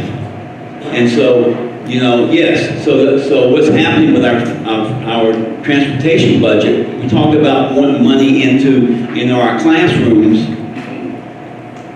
Well, we've come to the point where 15 years ago, the state paid like 60% of transportation. Now they pay 10%. We're having to make up the difference from our local funds. That's not right. But again, that's a certain group of folks, school board members, talking to another elected body, talking to another elected body. We need to get the masses out and put pressure on these legislators. Right. Meeting here at 4:30 on on Tuesday, December 17th, with our legislators, and we need to hold them accountable. Thank you. Thank you. Policy Committee. Yes, thank you. Tonight we'll have one policy and the associated regulation coming up, and that you'll hear more about that shortly. Our next meeting is also December 19th, and it's scheduled to be at 4 p.m. And so, again, we appreciate people coming for policy meetings. They're sometimes a little arcane in terms of what we're talking about, but it's also very important. It's one of the primary roles of the board. So we will be looking at various policies. The board will hear more about that, and it'll all be posted. I won't go further. Thank you. Thank you. Question. You said 4 p.m.? 4 p.m., yes. We got to get together on that. We have some overlapping now. There's some people that are on, and you were one of them. I am one of them, that's right. Finance at 3:30, that's not going to work. But anyway, I'll get with Mr. Schumann, talk with you. We'll work out the time difference. That's right. Thank you. And I think Dr. Myers was saying perhaps, there were some options. Okay. Well, I guess you all can follow up and sort of see what would work best. Okay. Property Committee. Okay, I don't have a report. If you recall, the last meeting I had mentioned that Dr. Monies had spoken to me about having a property committee meeting. So therefore, Dr. Thomas, you and I are going to have to communicate Dr. Monies, and you'll come up with whatever date, whatever is going to happen with the next property committee meeting. Is that okay with you? Sir, I will get that information. Thank you much. Okay. Moving forward, thank you for those reports. Have our board committee reports, starting with the Athens Area Community Foundation. I don't have a report today. Okay. Our Community Oversight Committee report. Yes, I went to the COC meeting at Harris Lyons Middle School to see the beautiful renovations completed there recently. Can you put up the little screenshot that I gave you? While she's doing that, there were reports, great reports on the near completion of the Coyle Playfields, the Hillsman Cafeteria, and the street lights. For anyone who's living on the east side with the street lights and having to have policemen there for the traffic, that's going to get fixed in early January, very soon, and it should be in place in time for the start of the spring session. We also heard about the now operational Hillsman Health Clinic and the moving of the girls' gym is now almost complete as well. Mr. Gilbert reported that the athletic facility improvements at the high schools are in the planning stages, with meetings this week with coaches and athletic directors. They will be inviting LSGTs, PTOs, and other stakeholders to join vendor presentations in January, so keep your eyes out for that. Purchase decisions should be submitted to the board in February for our vote. Finally, conversations about Clarke Middle School improvements have started with school stakeholders, and 3 public conversations, as I mentioned earlier, about West Broad School are planned for January. And finally, one of the things we talked about for quite a while was that the COC is looking for community members. So if you are interested in how the Speed Lost funds are being spent and how decisions are being made, this is the Oversight Committee for the community to keep your eyes on the East Be Lost dollars. So they are asking for community members. If you are interested, you can talk to Monica Miller. She can tell you more about it. The next meeting, meetings are going, they've been kind of popping around the district for the past few months. We're going to start holding them more centrally at H.T. Edwards. And the next one is January 14th at 8:30 in the morning. So please join us. I've got a question. Okay, Mr. Davis? Would include the, on this front page of what was it? Up there, the chairperson of the committee, his Alex or her, Sams. Yeah, his or her contact information. I know it's going to be under the click here, but it would seem like that since this is a community oversight committee that... Dexter, did you get that request? That's your website. Well, no, this is just a screenshot. I'm talking about on this page, Mr. Fisher. That's just a screenshot, so it won't work. But putting his name, you want to put his name? Right, as chairperson of the committee, so they could talk to Mr. Fisher, Mr. Sams, or whoever is doing those respective positions. Just a suggestion.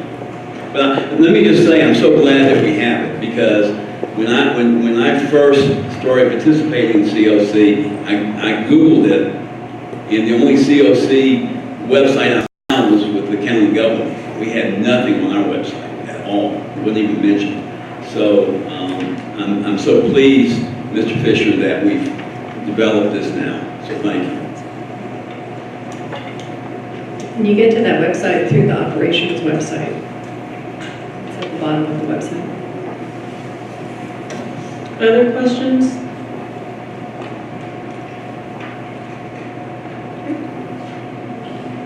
Our Envision Athens report. Okay, so Envision Athens participated in the annual Christmas parade last week. We decorated the mass float, we handed out some candy and progress reports on the initiatives that we're working on. And we have started the strategy meeting for next year.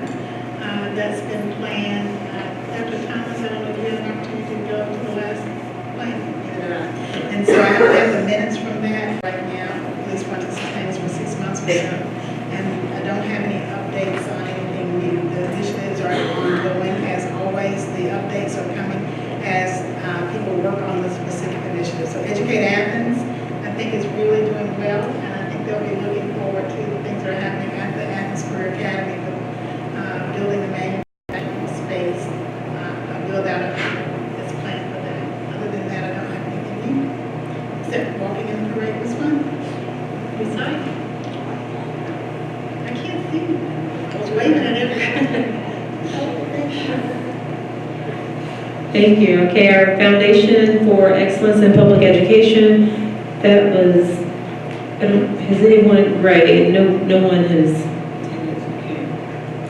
So that's still a vacancy that we'll just need to think through at some point.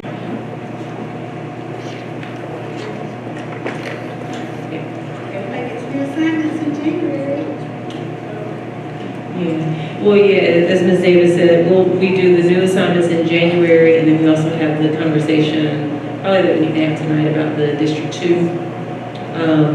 But certainly, I guess in the interim, neither of the, the vacancy is there, so if that is something that someone needs to attend, I would say it is, then one of us would need to be there. Thank you. The Georgia School Boards Association, I don't have a report. I know it was 2 individuals, Dr. Maddox and Ms. Davis. Okay, and So I didn't get to go to the pre-conference workshop. I signed up for 2 workshops, legal issues and ethics, and I did not realize they were running concurrently. So I skipped the ethics part of the legal issues. That was a really good workshop in terms of some of the challenges facing boards today. A lot of it is coming out of Title IX and sports especially. There's some data that's coming our way for that because that's kind of a heavy hitter. And even to the extent that we club funds are no longer, while they're not necessarily commingled with our funds, if they are directed toward our athletes, then we seem to be under some obligation to make sure that we have parity.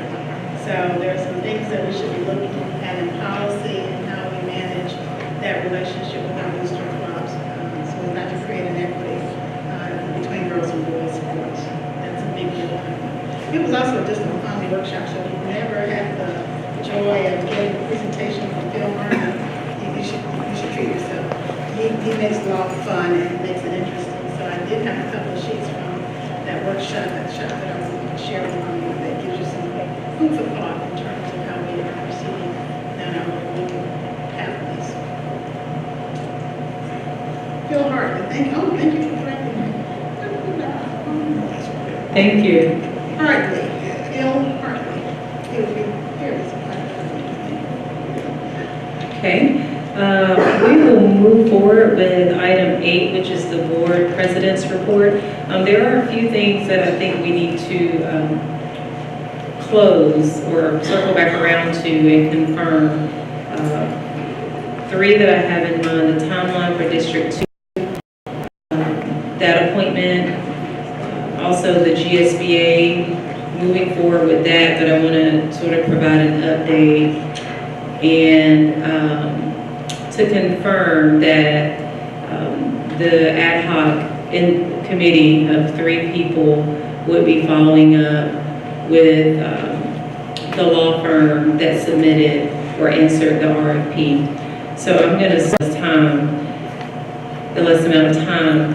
The individuals that were going to be on the ad hoc committee, from what I can recall, were Mr. Davis, Dr. Yeager, and I think the notes that I left in my absence was that we needed one more person, that I would like one more person to be there, and I'm not sure that that one person had been decided.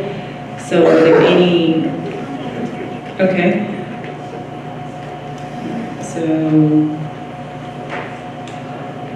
we have that committee of 3 that's been determined, and so if you all would follow up, meet or talk, get together and identify what the specific questions are that we have for the firm, as well as at least bring back some notes or recommendations for the full board to consider.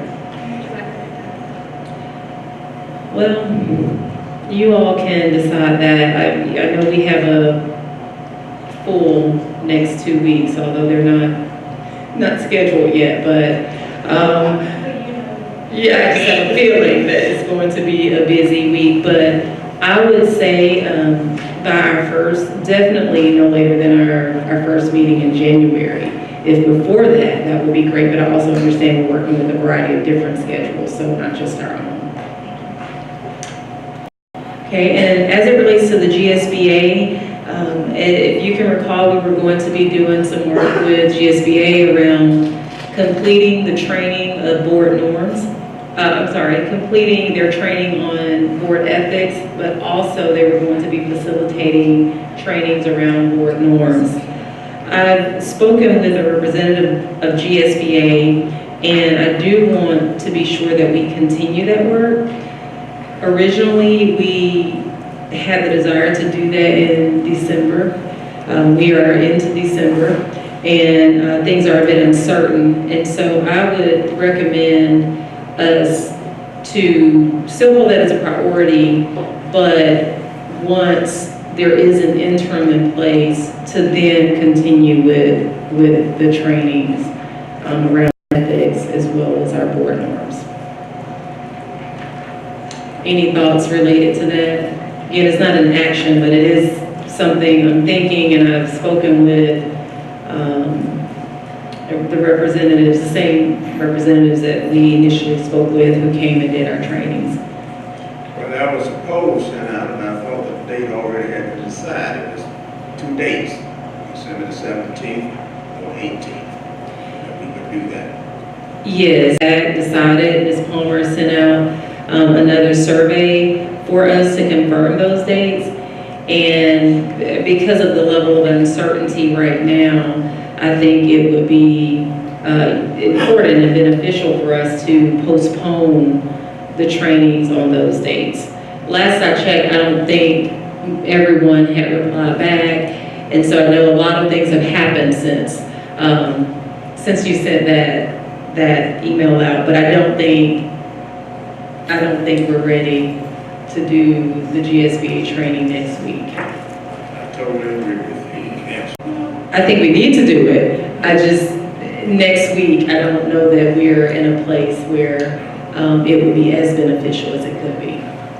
And I would just add that I was approached by the two people that facilitated our training as well as the GSBA said that they have other services that they could offer to help us through this time as well. So they suggested maybe considering talking with them about some transition support, allowing us as a board to come together to work through this transition, whatever that transition may be. Because I don't know that, I'll leave it at that. So they did say they have other services that they offer along that same line of board training. And so I know we wanted to go through our original training with our superintendent, but absent that superintendent, they may be able to help us just coalesce around the work that we have in front of us absent. Yes, and to be clear, when I spoke with Dr. King, he will support us in any way possible. But we try to explore the advantages specifically for this time that we're in right now, tonight. And so they were open to doing either or, but certainly we did discuss what some of those disadvantages are, being that we have not appointed an interim superintendent at this time. And so, however that shapes up information or how we proceed with like norms and how we're going to do our work together, I would imagine would need to include the person who's going to be in that position, or else we may run into different opinions and perceptions about how we do the work as a team. Well, another reason I said that, because the 19th, we'll be running concurrently with policy and finance. And I'm quite sure one of us is going to have to deal and move. And that meeting, whether finance meeting or the policy committee meeting, normally it's the finance have to give in. And I'm thinking that it's probably going to be the 17th or the 18th. And when you look at the calendar from your iPad, it's pretty much loaded. Yes.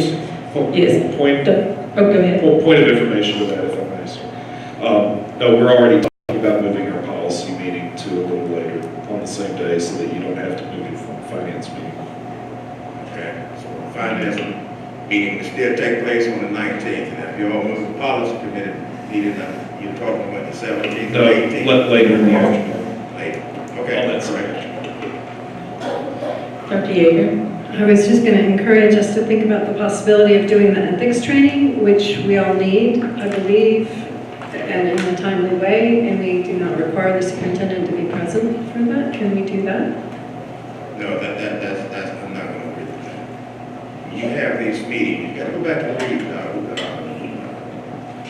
board ethics on those, the main. Have meetings of that sort, superintendent needs to be there. Right now, it would be Dr. Thomas.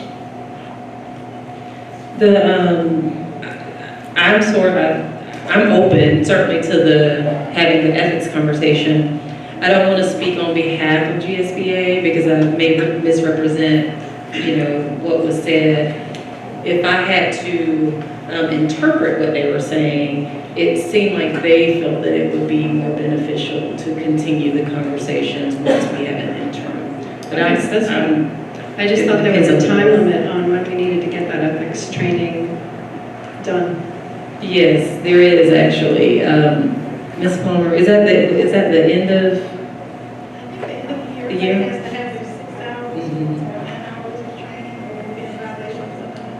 Yes. I have 9. I'm home free.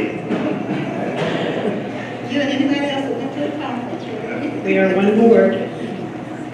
So again, I'm open if that is the will of the board. I do want to be sure, during this time of uncertainty, that to the degree that's possible, that we are all hearing the same thing. Mr. Davis. Yeah, I just want to back up what was said by Linda, because I think, given where we're at in terms of, the leadership of the district and everything, I think taking advantage of the advice of GSBA, both the attorney and the executive director, and maybe we can work that into, if people need training hours, maybe that could be incorporated in that. But I think, except for Charles, I don't think any of us have had any experience in this type of situation. So I second what Linda said. But talking about the training hours, you have to have those training hours by fiscal year.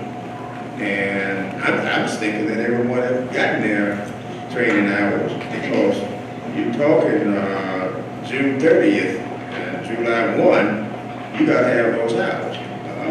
But just to have to register through the times that we're navigating right now, I think the statement is you're the only person who's been through this whole superintendent change thing. And I don't care what this last superintendent, but we have a lot of 5 new workers who've never been through anything like this. So to have some guidance on that would be as well. My recommendation from GSBA to think about that support. Okay, again, I'll say domain 1, item 4. Superintendent must be present at all meetings. Say, right now, it's Dr. Thomas. Okay, We can't even have this meeting without superintendent, so. that's right. Okay. So more to come on that, but I did want to sort of share that I had that conversation, and certainly if there are additional ways in which GSBA can support us, we can continue to explore those. The last thing that wanted us to discuss and confirm was the timeline for the District 2 replacement. The timeline and the process. We know that there is an election in May, and we also know that we have a vacant seat that needs to be filled, and so I wanted to, I think I sent out an email, but it's been a while ago, like with some type of recommendation of a timeline, or I forwarded it to you all, if I'm not mistaken. But we do need to decide on what the process will look like and the dates will look like. So I'm going to want to open the floor, not spend too much time, but we do need to decide that.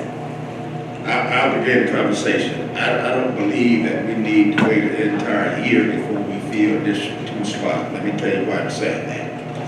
This is the election year for all the even members on the board, and that's including me, because I'm District 6. And you have to qualify in March, and the election would take place in May. And when you look at that, like I said, the next meeting in January, we need to start the process of appointing someone to fill that seat. I agree. All right, thoughts about how we move forward? So I think we're back to the same process that we used to fill the That's right. seats. I mean, that's what we've done. We at least have some experience doing that. If there's some improvements we want to make, we can consider that. But I think we're talking about putting the timeline together around getting the announcement out, That's right. accepting the applications from people, and then going forward with the appointment process. I think it took us about 4 weeks last time. Somewhere between 3 and 4 weeks to get from start to finish on that. And I'm disappointed that we can't wait and let the people elect that person, but I think we have some legal constraints that prevent us from holding that seat open. Yes. So we should have a person seated. should be about February meeting, I would think. Yes. Dr. Knox. So a couple of things. I did find the email, apologies. And so I just want to repeat what you had sent Okay, out. that would be because good. Maybe that would be good. It said, this was when we were talking about this in November. And so it's a little push, but December 2nd through January 31st, vacancy posted and open. February 13, hear from candidates, board votes. However, it strikes me that we don't have a meeting. This way, yes. That would be what, the 6th, right? Right. And then you said for the most part, the process should be the same as before. And then, well, I'm not going to go on that. But anyway, that, in terms of dates, that's what you had circulated. That email I just missed. So Okay. it's about February, somewhere in there, According to what Lakeisha circulated to us, then the vote would be in February. And so then it usually takes, as a board member, until either that work session, right, because that work session is moved up, and then the first regular meeting will be in March. Do you think there's a way to make that faster so they don't miss that representation? I would think that that's. I would think so too, given the interest. That's fast track. Okay. And I just don't want to do it over the holidays, I don't think. Seems like we could get the applications in by January, early January, and then. I mean, I think that I just don't think, I think the holidays are a terrible time to be posting. People are out of town. People out of town, people are preoccupied. To be honest with you, I would like to be preoccupied. So, not that I'm going to be fitting in that job, but I think, I just think January 31st is a long time. we don't, I mean, we can certainly post it the first couple of weeks of January. I was thinking, since we probably have a post already ready, we could probably post it tonight. Right.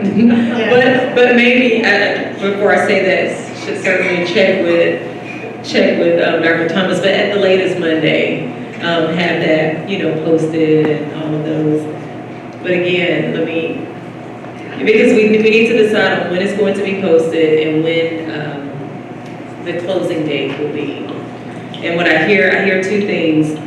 The 31st is too late, and moving it up earlier may be impacted by the holiday season.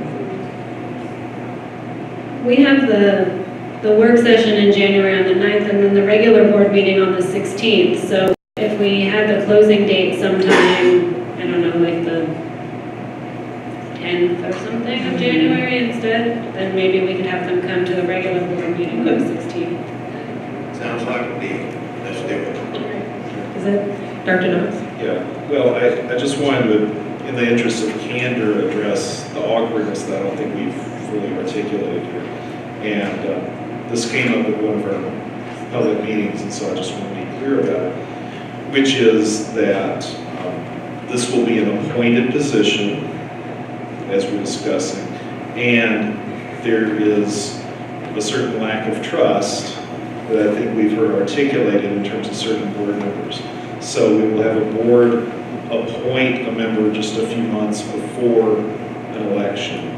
And so we're faced with what's sometimes called a Hobson's choice, which is either we do that and the board may appoint someone that then might feel is an heir apparent because they're in the seat at the time of the election, or we don't do that and we have a single and we have the public not represented. So I just wanted to be clear that neither one of these is a perfect choice. And so I certainly feel that, and other board members feel that. I just want to be, in the interest of candor, just put it out there. But the reality is, we can't have a special election because we don't have enough time to do that.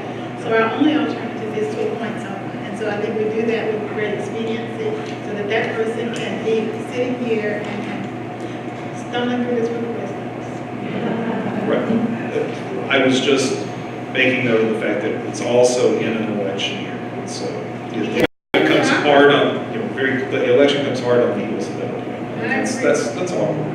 But I just wanted to put it out there so that we're not whispering around, just be clear. Advantages and disadvantages. That's right. But I think the last one we had a recommendation, was it? And so what you said, just quoting your email, Dr. Gann, I think we should select one person through one round of Yes, voting. that's right. I still think that. And you also said the process should be the same as before. Submit the application packet with the same materials, have an online recommendation form, and allow speakers to sign up to speak at the meeting, which originally you were saying February 13th, but this would be January 16th. Just so that's very clear. Can I make a point? I believe the original request was for the candidates to speak for 3 minutes, and I know on my round, you extended that to 5. So are we going to extend it, keep it at 5? 5 was a good number. Yeah, 3 was kind of short. Okay. So everybody's okay with the candidate speaking for 5 minutes? And can someone remind me with the application packet, what were the kinds of— I know I submitted a CV. So here's what I have so far. We have the dates. I have the candidates will turn. What are the dates again? I'm sorry. Okay, December 16th through January the 10th. We did like this 2-round thing where we narrowed it down to 2 and then to 1. I would recommend that we simply select one person and have 1 round. So just who gets the most of the 8 votes? Yes. But I'm open to, as I mentioned, we did it differently the last time we appointed. So we may have to go to That's right. That's right. So if there was a tie, yes. However, if not, just having the person. Everybody okay with that? All right, so we're going to move from this, but I want to. Mr. Davis. While we're talking about the subject, we have a real dilemma here because people 3/4 of a year is ridiculous. So, I think it can go away, Charles, by special decree. Spencer Fry has said, you tell me what you want and we can get that through. So, State legislature called many occasions, what they say to you individually, when they assess it totally different. Was that there was no way to change that. No good way to change it. The only option that I understood was if the named up person decided to resign. And so then you could have an appointment process where I guess it would be presumed that then the person that was elected which has its own rules. But anyway, the short version is I've already done some legwork on this. It was several years ago. Okay, again, talking to our longest standing House member, he said it's a special, just a special. But anyway. Okay. So that's it for my report. We'll move forward with reports. Yes, ma'am, Madam President. We just have one reminder for you all, it was mentioned earlier, but it's just regarding choosing your committee assignments for next year. In the email communications this week, it had been referenced to maybe having that discussion on January the 2nd, but now we've postponed that meeting until the 9th. So I know there was also discussion about a timeline for the end of December. So just a reminder that that email. Right. Instead of that 2nd, it'll be on the 9th. On the 9th, yes. And At this time, we have Mr. Brandon Gaskins, our Chief Academic Officer, and he's going to provide you with a presentation on our CCBI of the state. Thank you, Dr. Thomas. Board President Dr. Gann, or Vice President Ms. Davis, and board members. We're College Performance Index. So we have 3 goals for our presentation. We're going to review the components of Career and College Readiness Performance Index, review current district and school level CCRPI and school climate data, and then discuss next steps to improve district and school data. So I believe Ms. Palmer passed out to you a one-pager, which is a family guide that we'll add as an attachment to that is a rundown of CCRPI in case you're any questions, and then a 3-year overview of each school's CCRPI score, that there was an increase or a decrease. So CCRPI has 4 major components: content, progress, closing gap, and readiness. And then the 5th component, which is only for high school, is the graduation rate. So those components is how we determine each school's CCRPI rating. So this is a video that is available to the public that I think does a really good job of concisely describing how the CCRPI score is rated. So we'll watch this video. Every year, the Georgia Department of Education releases the College and Career Ready Performance Index, or CCRPI. This is a yearly report that gives parents, school leaders, and community members a look at how their local schools are performing. The CCRPI is just many indicators of school quality. While it doesn't capture everything you need to know about a school, it does give you an overview of how well students there are being prepared for the next steps. It also lets you compare a school's performance with other schools across Georgia, and it's a tool that can spark conversations in your community. Here's how it works. Every school receives a score from 0 to 100. This is their overall CCRPI score. That score is based on your school's performance in a few areas: content mastery, progress, closing gaps, readiness, and for high schools, graduation rate. Content mastery looks at test scores in English language arts, mathematics, science, and social studies. This helps us answer the question: are students at this school understanding and mastering the state standards? And are they preparing for the next grade level, college, or career? We know it's not just about achievement, so progress looks at each individual student's growth relative to academically similar students across the state. This component helps all academic levels improve from year to year. Closing gaps looks at what we call subgroups.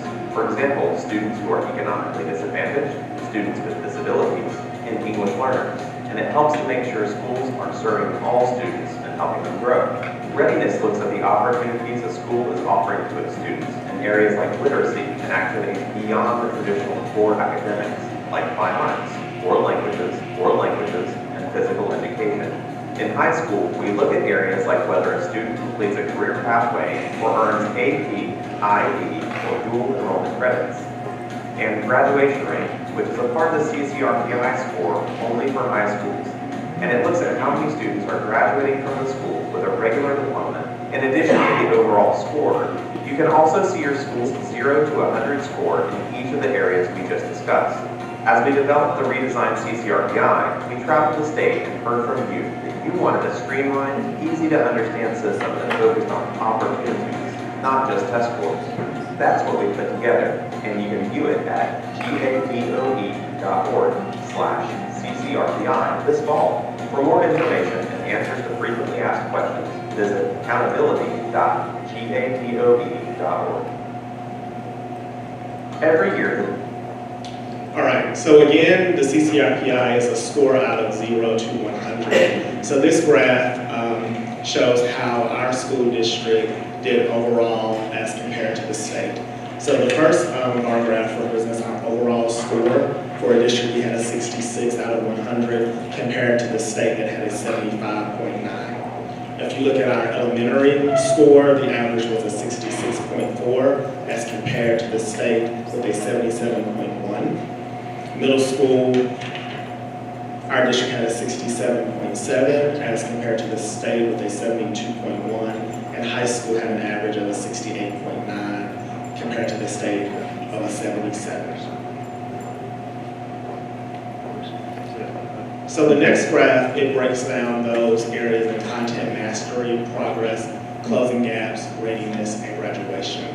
So when you look at this graph, it shows the number of schools that show increases in those 5 areas. So the orange line at the top, it represents the number of schools in that category. So for content mastery, all of our schools have a content mastery score. So the blue bar represents the number of schools that had an increase in content mastery.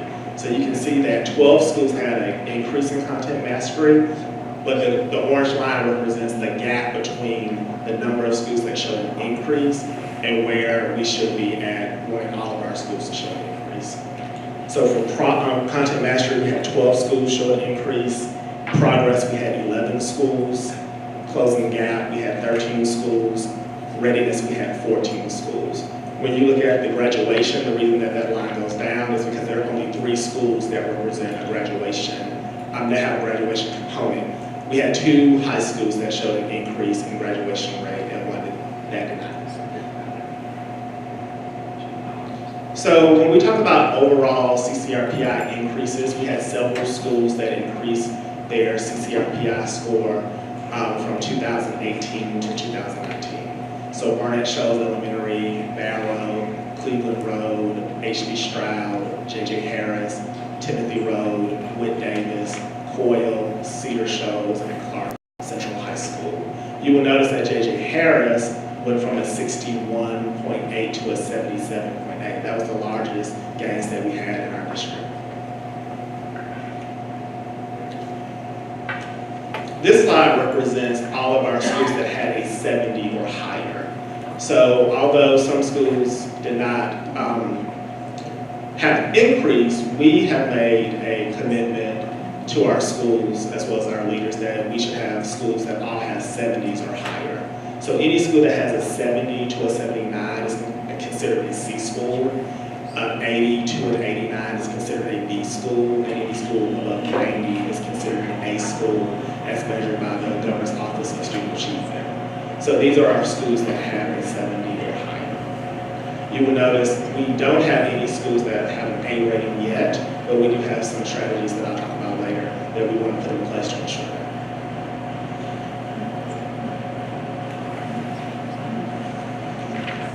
Looking at graduation, this is Cedar Shoals High School graduation rate. They're at an 83.3. They increased their graduation rate by 1 point. When you look at the flags that are to the right, the flags represent if that school hit their target.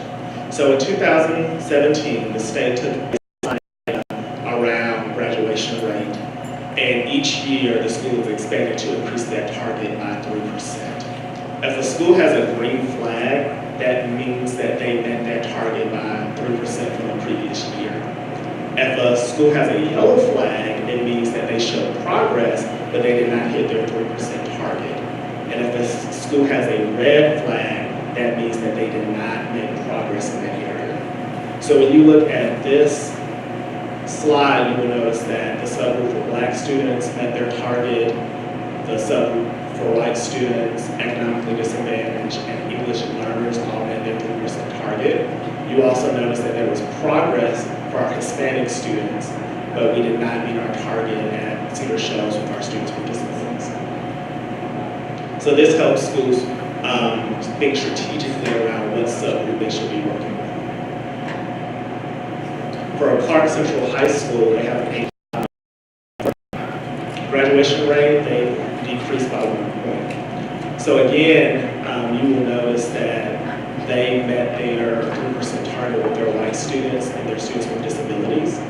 They showed progress but did not meet their target with their Black students. And then they did not make progress with their Hispanic students, their economically disadvantaged students, or their EL learners.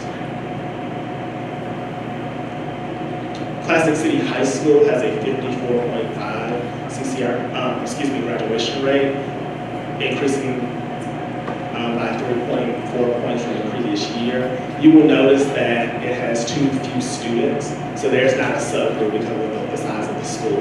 But you will notice that they did show progress in their economically disadvantaged by meeting that target by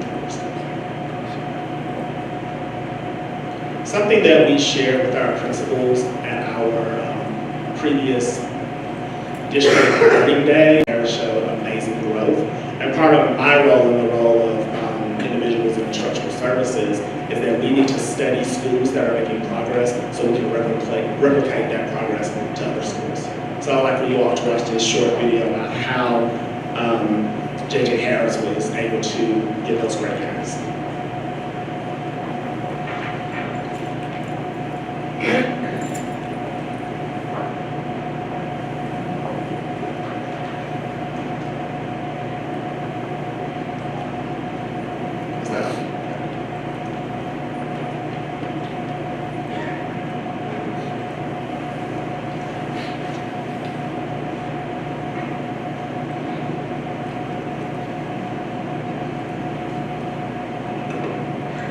My name is Beverly Harper, and I'm the principal of J.J. Harris Elementary School.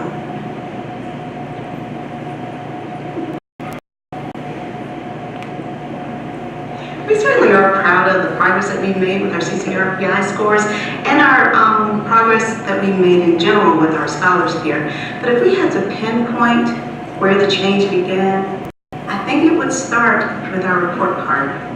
When we received the information on our district report card, and we learned that out of 20 points, our students had a 4.99 for student achievement. It was hard to take.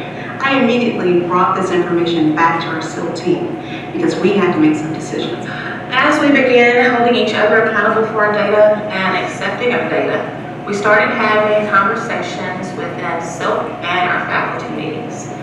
These conversations led to vertical alignments and expectations, and with these expectations, all teachers grew to hold these expectations for our students.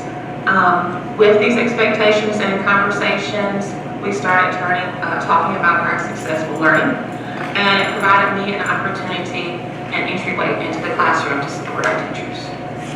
We really began to take to heart the data that we were using and felt like the one consistent piece of data that we used school-wide was the math assessment. We ensured that our teachers were proficient in at least 3 of their reports and began to monitor the data frequently. We used the student goal setting worksheet to make sure that our students were aware of what they needed to score to meet their goals before taking the assessment. We also sat down with our parents to make sure that they understood the reports and could celebrate their students' success. The learning continuum was a huge game changer for us. It helped us identify our students' deficits and provide remediation where there were academic gaps. We really feel like these reports helped us make some of our gains. It was amazing to hear our students and teachers celebrating as the students finished their assessment and had showed growth. Every success was celebrated, no matter how big or how small. Either we were going to say that out of 500 students, only a few of them at our school were able to achieve, or we were going to have to look deeper into this data and maybe inward and figure out what we needed to do differently so that our results for our students would be different. We talked about the fact that with this data, and if it continued, that we were failing families and maybe even generations, and we couldn't have that. So we did think about what we could do. We had difficult conversations, and at one point in this conversation, one teacher bravely raised his hand and said, "Dr. Harper, I take ownership of this data with you. There are things that I can do that can change student achievement, and I'm willing to do those things." At this point, the ice began to break, and we began to look at ourselves as professionals and think about what we could do in a completely different way. Here at J.J. Harris, we offer several parent engagement workshops. Parent breakfast by grade level, principal's coffee, cake with a counselor, and parent university sessions. We offer these activities to bridge the gap between school and home. Last year, for our parent universities to be more successful, we took these sessions into the community at times and locations that were more convenient for parents. We offer multiple sessions. I believe that by using this approach, we were able to reach more parents and disseminate student data in a more effective manner. I remember before we gave lip service to our data. We lamented over it. We thought about some things that we could do. We made plans, and we all left the room thinking we were all going to enact that plan. But we didn't. We don't do that anymore. Now we have to show each other our teacher efficacy. Now we hold each other accountable for students' progress. Now we have higher expectations for ourselves and our scholars. So we're so proud of the work that Dr. Harper is doing with her staff at J.J. Harris. I know one of our public comments earlier today mentioned that the difference between one school and another. It's our desire that every student that is at J.J. Harris, and the great experience they're having, that each kid has that great experience at their school as well. As we continue with our presentation, another component of CCRPI, which is reported to our public in the state, is school climate. So school climate includes parent surveys, student surveys, as well as teacher surveys about the school. It also encompasses discipline data and attendance data for our students, for our staff, as well as our administrators. The highest school climate rating you can receive on CCRPI is 5 stars. So you'll notice that Timothy Road Elementary School is a 5-star school, and then J.J. Harris has 4 stars, Oglethorpe Avenue has 4 stars, Whitehead Elementary and BHL Middle School all have 4 stars. So our principals know that our goal for all schools is to be a 4-star or above, and so we are working on some things to ensure that all of our schools exhibit that type of success.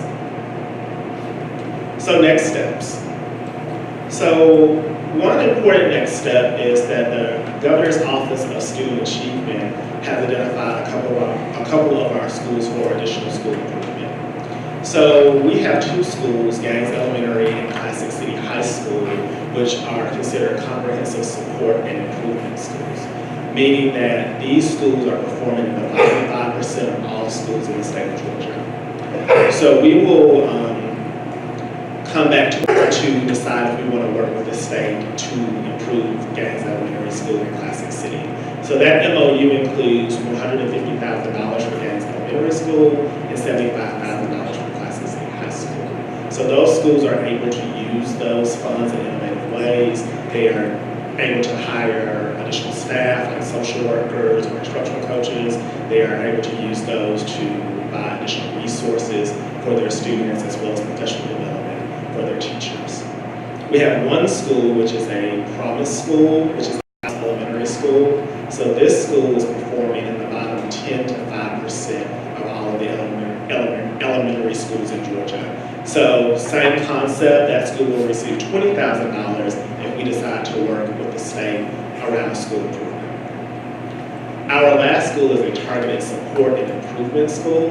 So that means they have a subgroup that is in the bottom 5%. So Coyle Middle School showed great increases from the previous year. However, there are students with disabilities. That subgroup is performing in the bottom 5%. If we sign an MOU with the state, we would receive $75,000 to work specifically with that subgroup to increase student achievement. Something that I did not include on the slide, we do have 2 schools that are turnaround eligible. So if you remember, not even 2 or 3 years ago, we passed legislation that schools can fall into a turnaround zone. So our Gaines Elementary School and our Alps Elementary School are eligible for turnaround status, meaning that the state can come in and monitor and run those schools. So we really need to pour our hearts and our instructional support into Alps Elementary School and Gaines, because based on their 3-year average, they could be taken over by the state. So as we think about how the biggest things that I will talk about with cabinet as well as our staff is we must have quality curriculum resources for our students and put those in the hands of our teachers. So the ESOL teacher, Dr. Hartwell, mentioned about resources. So I will be bringing to cabinet and discussing with Dr. Thomas K-8 math resources. We have not had an adoption in a while with our math resources. We bought Eureka Math for K2. That was not an official adoption. So I feel that we really need to do a K-8 math resource adoption.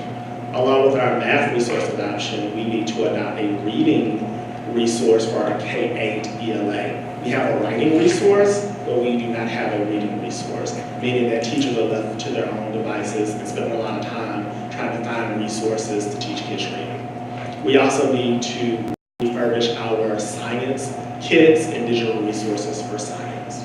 When we think about some improvements, programming is also an issue.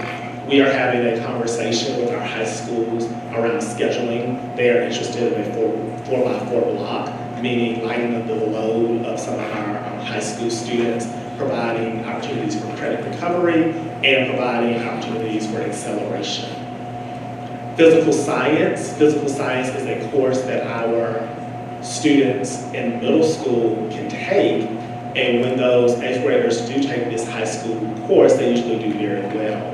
We think that all of our students in 8th grade would benefit from taking physical science. 8th grade science and physical science are not that different. Physical science has a little more math. We feel with the right support for our students, the right training for our teachers, all of our students can go into high school having a high school credit, a passing high school credit, in physical science. We also think that we need to have a conversation around Classic City and converting that high school from a high school to a program. The state recognizes Classic City as a that is not the persona of Classic City. So we have created a structure around Classic City that may not be the best for the students that are going there, and it's not benefiting the teachers either. So we're going to have a conversation around, do we need to move Classic City from a high school to more of a program? When we move it from a program, that means that FTE dollars go back to the home school as well as the test scores of the students, but that also means that those staff members are part of those Clarke Central and Cedar Shows families receiving the same professional development and providing the same level of instruction that they're receiving at the comprehensive high school. The last step is really around leadership development. I really believe that if we're going to change the lives of kids, we have to make sure that our leaders are trained appropriately. So in leadership development, we have 3 buckets. One is instructional leadership, one is school climate, and the third is planning and assessment. As it relates to instructional leadership, we have 3 schools that have partnered with the Governor's Office of Student Achievement around a Growing Leaders program. This program, I think, is great because it's not about a curriculum resource. It's about teaching elementary school students, teaching elementary school teachers how to teach reading. Reading is a very, very hard concept to teach, and this is really building the capacity of our teachers. We have it at Alps Elementary, Gaines Elementary, and H.B. Stroud. The next is our Teachers College Homegrown Institute. We have adopted Lucy Calkins' writing units of study. So a Teachers College Homegrown Institute is when professional developers from Columbia University come to us and provide professional development for all of our teachers that use the units of study. So that is something that we are looking to bring in June, July, meaning that teachers will have training before students come back in August. So we have teachers' professional development while students are also in the building. That's not the best way to provide professional development for teachers. So what we would like to do is provide it before they go home, before they go on their summer vacations, so when they come back, they are well versed in the materials that they're using. As you look at school climate, Teach Like a Champion is a training around creating positive learning environments in schools. So Barrow Elementary School uses the Teach Like a Champion strategies. So I believe that schools should not have to pay to implement a program. So what is going to happen is I'm going to take a team, so we are trained and Teach Like a Champion strategy. So when schools need that training, we have people in our district that can provide that training, and schools are not using their own budgets to provide that training. So members of my team, the executive director of special ed, a behavior supports person, we're also paying for 2 assistant principals for our middle schools that are interested in creating more positive learning environments for their students. We'll be going to that training, and then we'll be trainers that can train other schools in those strategies. The other thing that we plan on doing is making sure that all of our schools are PBIS certified by 2022. So we have some schools that are in the cohort. We believe that the PBIS strategies are just best practices that should exist in all of our schools. So we're going to make sure that all of our schools are PBIS certified by 2022. We have a principal PLC next Tuesday where schools will pick which cohort they plan to be in to make sure. The last thing that we plan on doing is really focusing on planning and assessment. Paul Bambrick Santoya is a really a leader and using data-driven instruction. You heard a lot about Dr. Harper talking about how they looked at the data. The first time I met Dr. Harper, she had Paul Bambrick's book on her desk.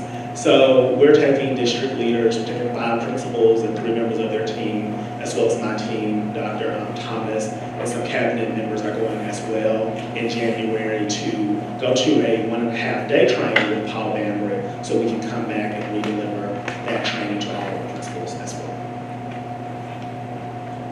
Any questions? I don't have a question, but I have a comment.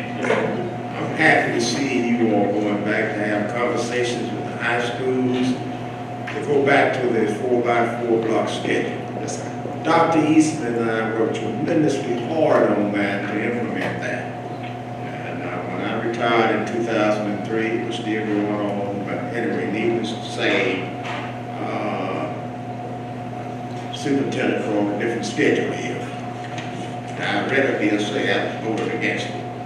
But the 4x4 block schedule, I mean, at that particular time, it was really all over this country, where teachers would spend, you got 4 periods, teachers would spend 90 minutes, you mentioned a key thing there.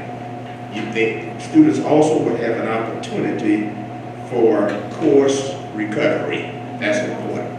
Yes. Thank you very much. Thank you. And to add to that, students will also have an opportunity for acceleration. So we have a lot of students that take AP Biology. They take AP Biology all year. They get to May and they're like, I don't want to take the test. So our AP scores are also a part of our CCRPI. So we have an opportunity to have classes that complement the AP class. So students can take Biology 2 that first semester for 90 minutes every single day, and then they can take AP Biology the second semester, and we think that they will probably do better on that AP test because they're taking Biology every single solitary day for 90 minutes. Very important. Again, when I retired, you see the shows, most of the AP courses score 5. That's the highest one you can get. Of the state, and always above Clarke Central. Dr. Knox and Mr. Davis. I have questions with non-comments. Did we see any of the closing gaps there? That's one of the products for the CCRPI. Is that? Closing gap is not on, are you looking at this report, Dr. Knox? Either one. So we did have schools that increased in closing gap. So that was a slide that we went over. So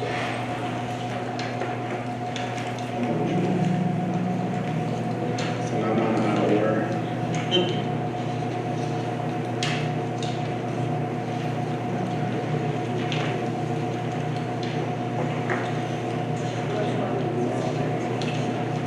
There was one slide that had the schools showing increases. 13 schools out of the 21 showed an increase in closing gaps. That's I think correct. that was the slide. Yep, so 13 out of the 22 schools, that's correct, showed increases in closing the gap. That, but we didn't see it further breakdown. It's just And we can provide a further breakdown as by subgroup, so that's something that we can get to here. and I'll kind of echo what Mr. Worthy was saying. It looked like Cedar Shoals made a lot of gains because we had a breakout of that by different categories. We heard a lot about J.J. Harris. Why do you think Cedar Shoals had the gains that it did? So I think that Cedar Shoals had the gains is that part of it is the culture of the school. So I think that they have, so I remember talking to Mr. Maxwell really about the success of their English department. And so he thought that their English department had really strong professional learning communities. And so when he recognized that they had strong learning communities, the work that they were doing in those, and that spread to the other departments as well. So they replicated those best practices. Mr. Davis and then Dr. Maddox. Yes, thank you for the presentation. I know when we talk about curriculum resources, you talked about the K-12 math resources and reading resources for 6 through 8, ELA. Are those, how do we balance the use of technology and what I would call software materials, which they probably have other names now, versus hardback textbooks? So how are we balancing when we purchase these areas? So that's a great question, and part of it is the reason that it's not listed as a textbook adoption is because we really want to make sure that we have the most appropriate resources. That might be a textbook, it might be a digital resource, it might be refurbishing science kits. So what we do in our resource adoption is that we try to find resources that are aligned to our standards. So I ask our curriculum coordinators to identify at least 3 to 4 resources that are aligned to our standards. Then we pull teachers, we pull administrators, and we pull instructional coaches to go through a process where they look and recommend to me what they think the best resource is. So teachers hold that same want. They don't want it to be too digital heavy. Some teachers don't want it to be too textbook heavy. So really when you have a diverse group that look at the resources, you'll usually find the right resource that has a good balance of technology, of hard copies, things that can go home to students, things that students can access via the web.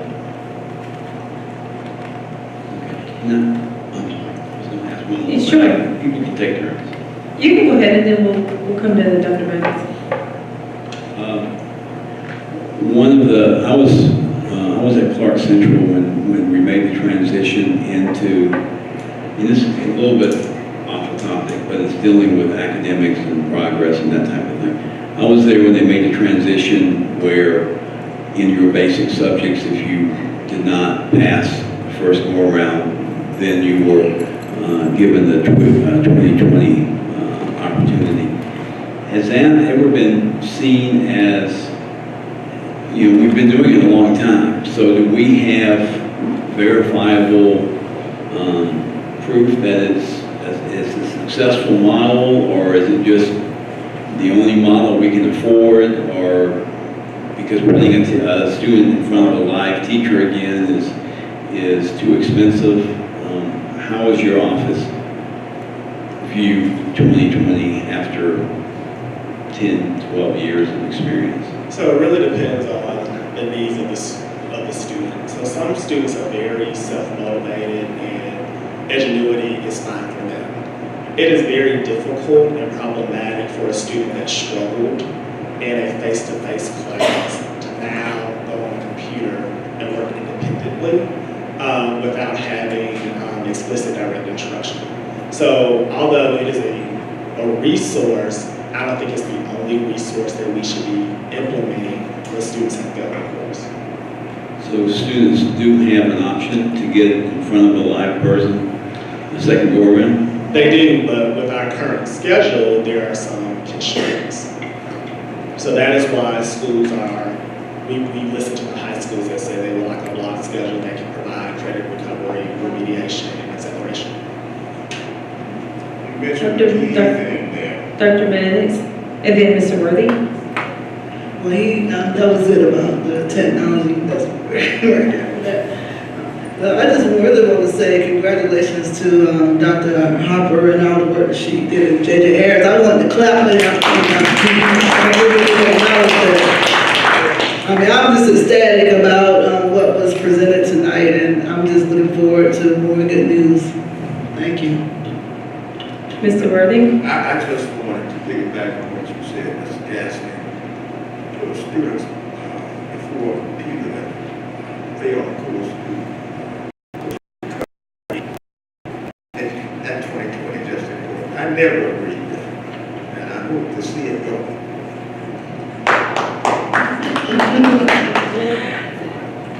Okay. If this is something you're going to talk about in January, when you bring it back, you can let me know that. But you mentioned the MOU, you'd be bringing the MOU from the state, and they would be providing $150,000 for games and $75,000 for Classic City. And I just wondered if you could speak to, I know that's not for nothing. Like, what is it that they will be looking for if we decide to take it? That's a great question. And really, I think the state does a good job of serving as accountability partners. So when they give you a lot of money, they sit with you, they make monthly visits with you to make sure that the way that you said that you were going to use the money, you actually use the money, and that it has an impact on student achievement. So the money is great if you make frequent visits to the school. We try to align those visits with our principal supervisors, so principals are hearing the same thing. So the state is not telling them to do one thing, and then someone else from the district tells them they should be doing another thing. But they're really just coming to make sure that as we work through this plan collaboratively, and we came up with these really, really good ideas on how to use the money, that we actually implement those strategies. Could you speak to where discipline is here again? Yes, so discipline is calculated in the school climate rating. Okay. So there are some state reportable discipline offenses. The more of those offenses you have, the lower your CCRPI score will go. Okay. And so the school climate rating is under CCRPI? It's reported with CCRPI as a additional. Okay. So when you go to the website, they'll show you like different tabs. They'll show you the content mastery tab, they'll show you the graduation rate tab, and then they'll show you the school climate rating tab. Okay. Which will be anywhere from 1 to 5 stars. Okay. But these 5 areas are what goes into the CCRPI score, and then the climate is reported separately. How does discipline overlap with any of the achievement? So for instance, if students are out of school for extended periods of time, is that controlled for in any way with It's a direct correlation. If kids are not in class, they're not learning. If students are disruptive, then their peers are also not learning. So we will notice at schools that have high discipline, they have low CCRPI scores. Okay. I guess I'm wondering if so when students are out for extended periods of time, are any of these scores within these 5 areas adjusted some type of way to? No, they're hit additional times. Okay. They're hit in attendance and they're hit in discipline. Right. Okay. Yeah.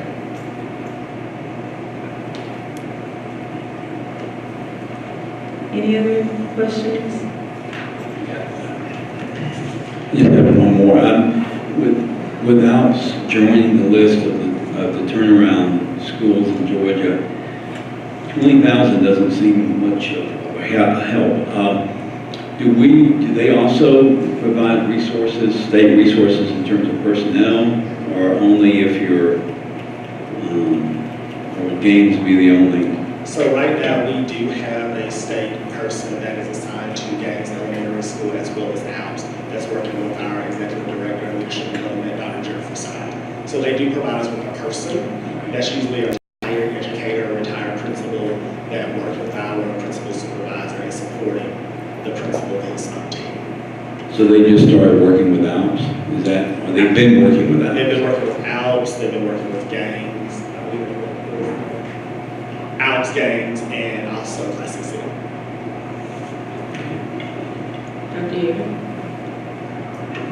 I have a question about the table that you gave us. It includes 2017, 2018, and 2019, and some of the slides also had 2017, 2018, and 2019 CCRPIs.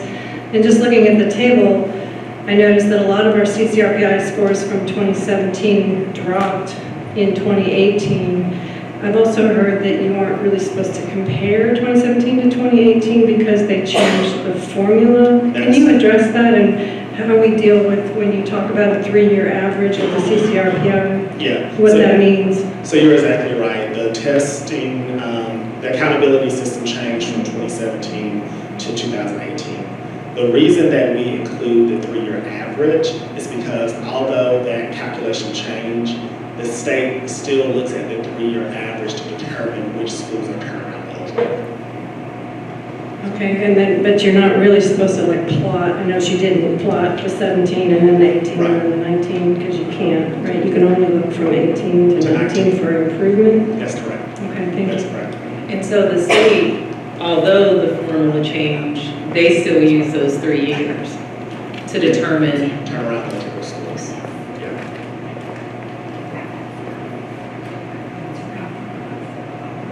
Other questions? Thank you.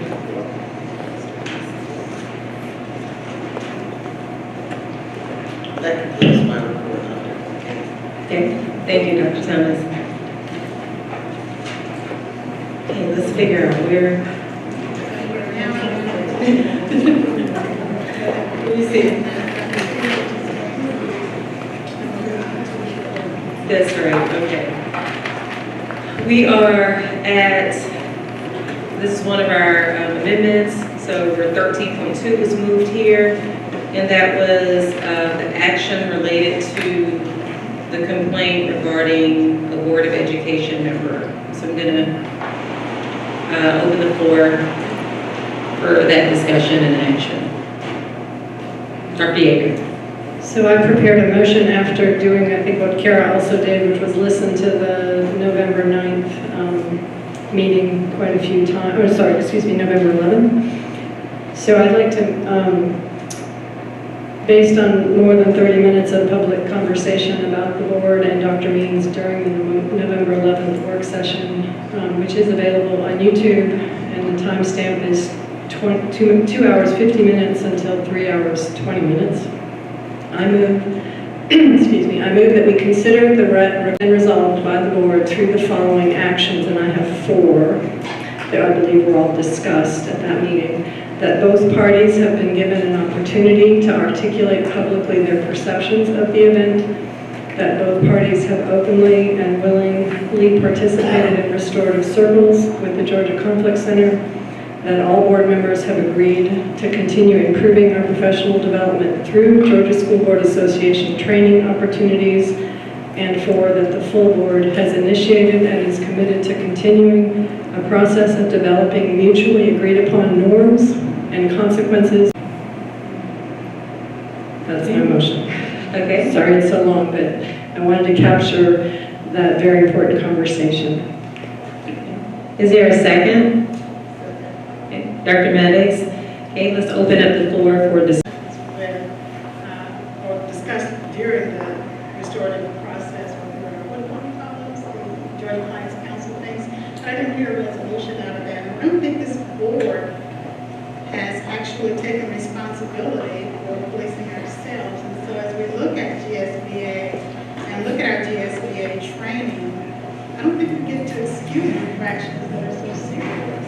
I think that, again, I'd like for us to explore what recourse the board has in terms of actually having a conversation. So this action was done between 2 people, but the complaint was given to the board to say, what have you done to support me in my concern about what happened? So I want the board to address that issue.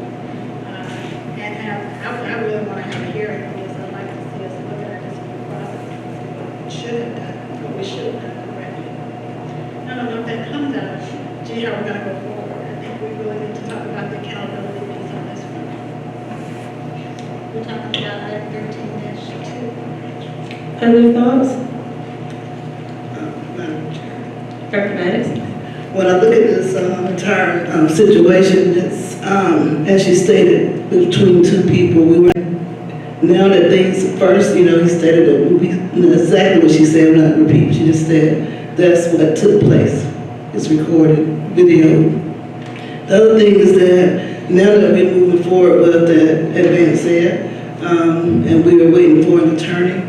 I believe it would be fair at that time to actually, can have a hearing or whatever takes place, depending on what they, request, that would be the proper way to handle this, because And so are you saying based on, or if it is requested or required by advanced ed or what have you, to follow up in that way, but not having that something that the board decides to do? yes.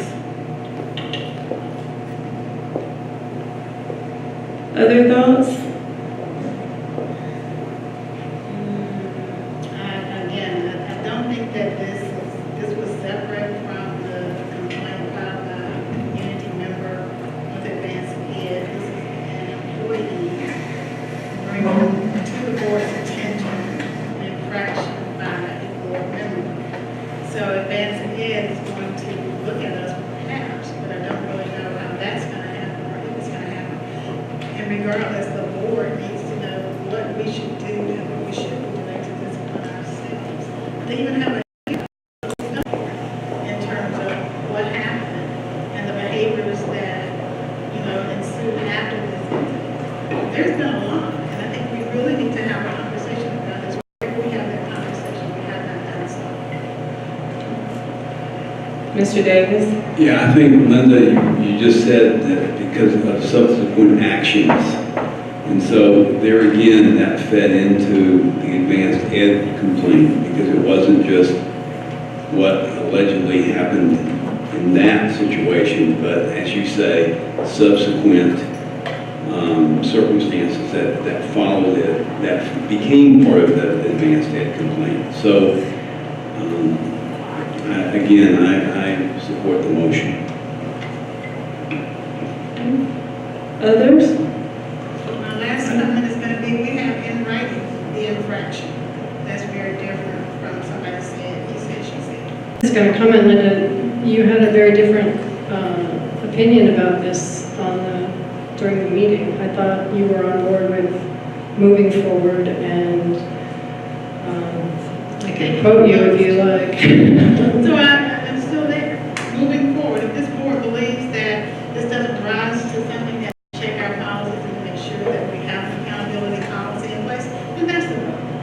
So what's different about that? I think that some of this may happen based on like our plans for future training. Like I don't see things that we all have experienced. So one of the things I went back to, and I know it's probably not the best thing since Dr. Means is not here, but one of the notes that I made that stuck out to me was that this should be considered with sort of some of the things that we had in place. So if it meant moving forward with the Georgia Conflict Center between the two individuals, if it also meant that the work with the Georgia School Board Association would help. And so that was the interpretation that I got both from that individual conversation as well as the work session. I heard both of those things too. Again, that you kick it down, you're kicking the can down the road. But also, it's fine to say to that they can work it out in the conflict center or in those conversations. But there's been no report back to this board on whether or not those the Georgia Conflict Center helped them resolve this complaint or resolve this issue. We haven't had anything. We don't have anything. And then the other thing is, I heard Greg say this is tied up in the whole thing with the advanced and so it'll be addressed then. What I don't want is, for however long we have an interim, that we don't have a policy or a process by which we police and govern ourselves. I would agree with that, particularly those B policies. Again. Okay, so if it happens tomorrow, what is that process? Tonight, either way we vote. And so, again, I think I've said this before, but I think that's out of line, or let's see how do we get to a common place until those policies are in place. Because I don't think those policies, you know, whichever way this vote goes, we won't have that process determined tonight. Mr. Worthy. Sorry, I had to walk that tramp out my back, folks. I was not up and twirling over here. Apparently there was a motion made while I was away from the table. Whoever made that motion, I ask you to repeat it. I did email it to everyone, but I'm happy to review. So again, Mr. Worthy, this is a motion regarding agenda item 13.2 regarding the resolution of you can try again. This is regarding the resolution of a May 10th, 2019 request from Dr. Means to board leadership for the board to take, quote, take meaningful and decisive action against Dr. Knox, unquote, for his alleged conduct on April 9th, 2019 at the school board offices. Based on the more than 30 minutes of public conversation between the board and Dr. Means during our November 11th, 2019 board work session, which is available on YouTube, I move that we consider the request, quote, considered, addressed, and resolved by the board through the following 4 actions. That, number 1, that both parties have been given an opportunity to articulate publicly their perceptions of the event. 2, that both parties have openly and willingly participated in restorative circles with the Georgia Conflict Center. 3, that all board members have agreed to continue improving our professional development through Georgia School Board Association training opportunities. And 4, that the full board has initiated and is committed to continuing a process of developing mutually agreed upon norms and consequences with assistance from the Georgia School Board Association. Okay, thank you very much. I would not support that motion, I can tell you that now. I will still stick to what I said earlier, follow what's in the policy. And that's on the board ethics, as I said, but I think it was domain 6 and 7.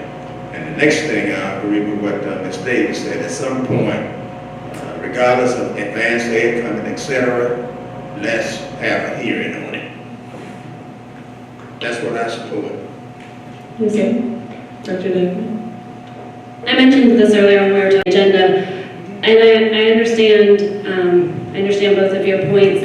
My opinion comes from, or my perspective comes from the fact that the letter originally came from Dr. Means asking the board to do something, and then through conversation in the work session, it seemed like he thought we didn't need to do anything right now, and I clarified, I said, in your opinion, this is not something that the board needs to do anything about, and he said not right now. So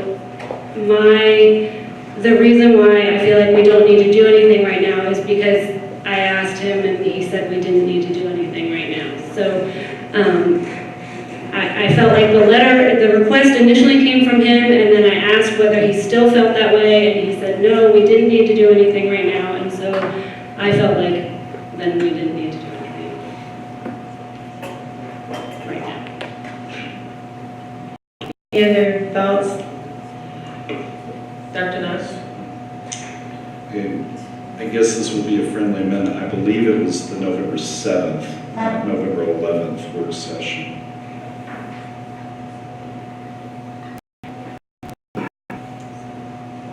So amended. And just a remark, if it does go to a hearing, new information has come to light regarding the reason that I asked for that meeting. That would have to be discussed in executive session, although it's a little complicated because I believe that new information cannot be introduced into executive session. What are we talking about?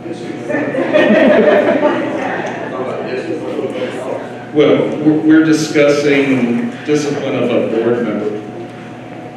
Right, so the only way to discipline board members is through policy BH, two-thirds voted for the initiating process, and then be a hearing, so the evidence will be taken to the public.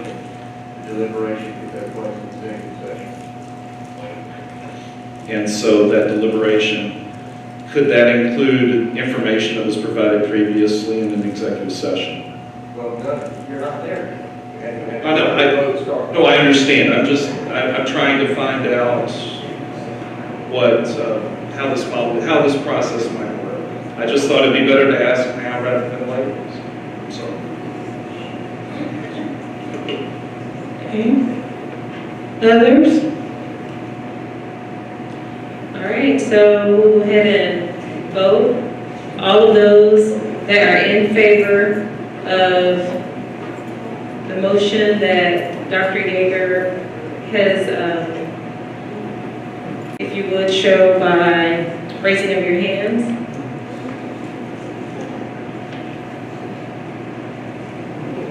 And all of those opposed and abstentions.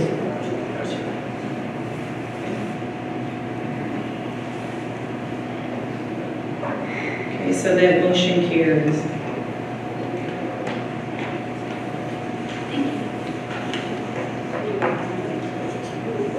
All right, moving on. Looks like we're at our policy section. Thank you. We have a policy and a related regulation that are, if we approve, to be posted for public review for 4 weeks. So on behalf of the policy committee, I bring forth a motion to send revision of policy JS, student fees, fines, and charges, to the public for review for 4 weeks. Was that a motion? Yes, that is a motion. Okay, is there a second? Any questions? I should elaborate. Okay. And it's been a little while since this was done, so Dr. Myers help me. So what we have here is policy JS was originally a very short statement about the Constitution of the state of Georgia, having to do with, provides that all children between the ages of 6 and 16 be provided with a free public education, therefore no fees or charges shall be assessed to any student who is a resident of the district. And that has now been amended, and it's up here on the screen with the shaded text. And so the reason for this change is, Dr. Myers, if you may help here.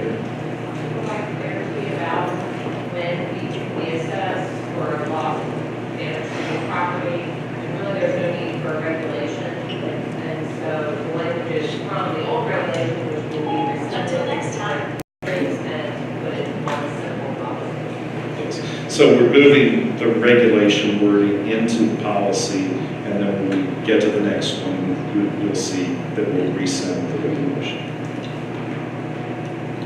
I just had one comment about this.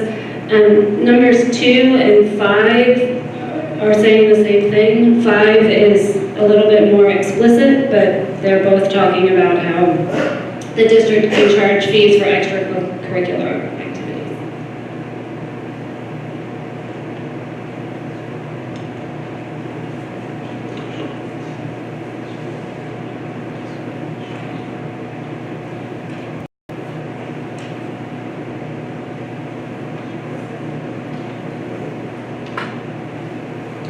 That looks like a good point.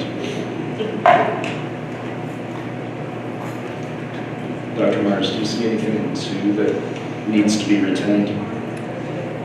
We can also make changes at the posting point. We can have everybody tell us that we didn't do good enough editing. Other questions about? Yes.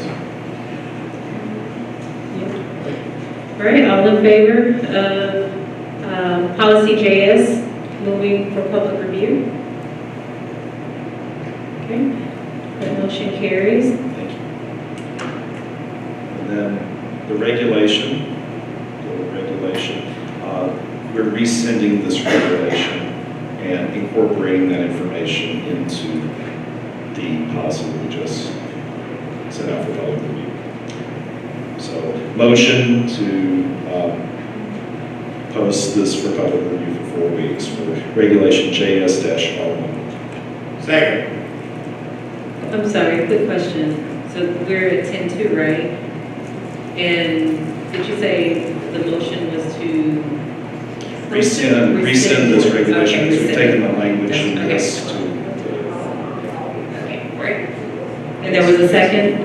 Yeah. Okay, Ms. Worthy, any further details or questions? Okay, all in favor? All opposed? Okay, one opposed? Thank you. That's it. Okay, so now we're at item 11, and if you recall, we moved 11.3 down. And so, but we would consider all of these together as including our, the calendar. And so, I'm gonna open the floor for a motion. The superintendent recommends that we, okay, we don't. I move that we approve the consent agenda. I second Okay? Any questions, discussion? There was very expensive school buses in this consent agenda. Very expensive school buses, so I'm anxious to have two of those on the agenda. Let's keep in mind, we have a consent agenda when we reach consensus on it, there is no discussion. Yes, but we also acknowledge that we haven't met in work session, so I think there has to be, you know. But that doesn't make any difference. When you reach consensus on these items, according to Robert's Rules of Order, you call for a motion, you get a second. You call for the vote. There's no discussion. So I'm gonna respectfully ask if there are any additional questions or clarifications on our consent agenda. So you violate Robert Rules of Order. I in fact may be. I do not know all of the proper rules of order yet. But I am presiding over the meeting, and so I am going to be sure that we know exactly what we're voting on. We don't need to get in a discussion about this. Robert's Rules of Order, I repeat again, when you reach the consensus on a consent agenda, you call for the motion, you get a second, and then you call for the vote. Thank you. I did hear you the first time. I want to be sure, not to prolong the hour, but just that there are no additional comments. All in favor of adopting our consent agenda, if you would show by raising of our hands. Okay, so that's approved. Okay, moving on, we have our personnel recommendations. Okay, did we put it at the end of 11? For some reason, I listed it somewhere else. Okay. Yeah, I actually had it. I have it at 13 as well. When we moved it to 13. Okay. And 13.1, 13.2, and we moved 11.3 to under 13. Right, okay.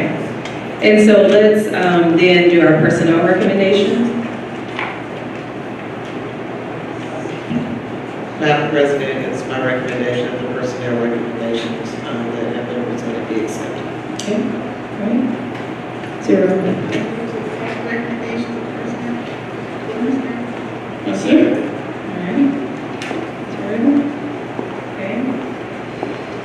All right. Any discussion, questions? Okay. All in favor of our personnel, if you would show by raising your hands. Okay, so that motion carries. The personnel recommendations have been approved. Moving on to item 13.1. okay, which is our action for approval to change funding, the funding source. And so I know that there have been some questions that have been shared with the board, but do want to go ahead and open up the floor, actually open up the floor for a motion and a second, and then any additional discussion can happen between after that. So I move that we approve the change for the funding sources as recommended Okay? and explained in our email earlier. Okay, Ms. Davis. Is there a second? Dr. Dykeman? Okay, I'm going to open the floor for discussions, further questions, clarifications.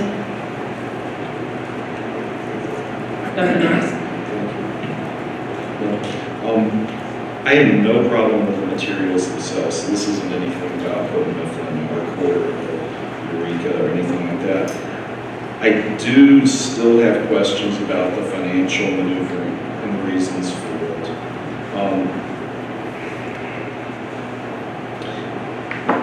Is it true that CCS were district employees whose salaries should have come then from the general fund?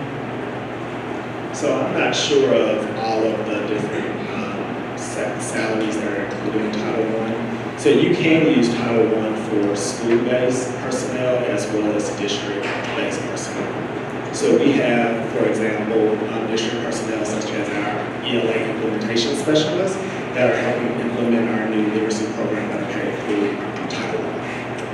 Yeah, it's my understanding that this was a result of Dr. Means' philosophy that title funds are district funds. Is that right? I can't speak to that. I don't have to refer to. Okay, that they're not school funds. All schools do receive a significant portion of their title funds, because we were in a meeting just last week and there was a school that had over $200,000 in title funds. So I can't speak specifically to the amounts that every school receives, but I can say that it's directly proportional to the number of students who are with our community eligibility provision.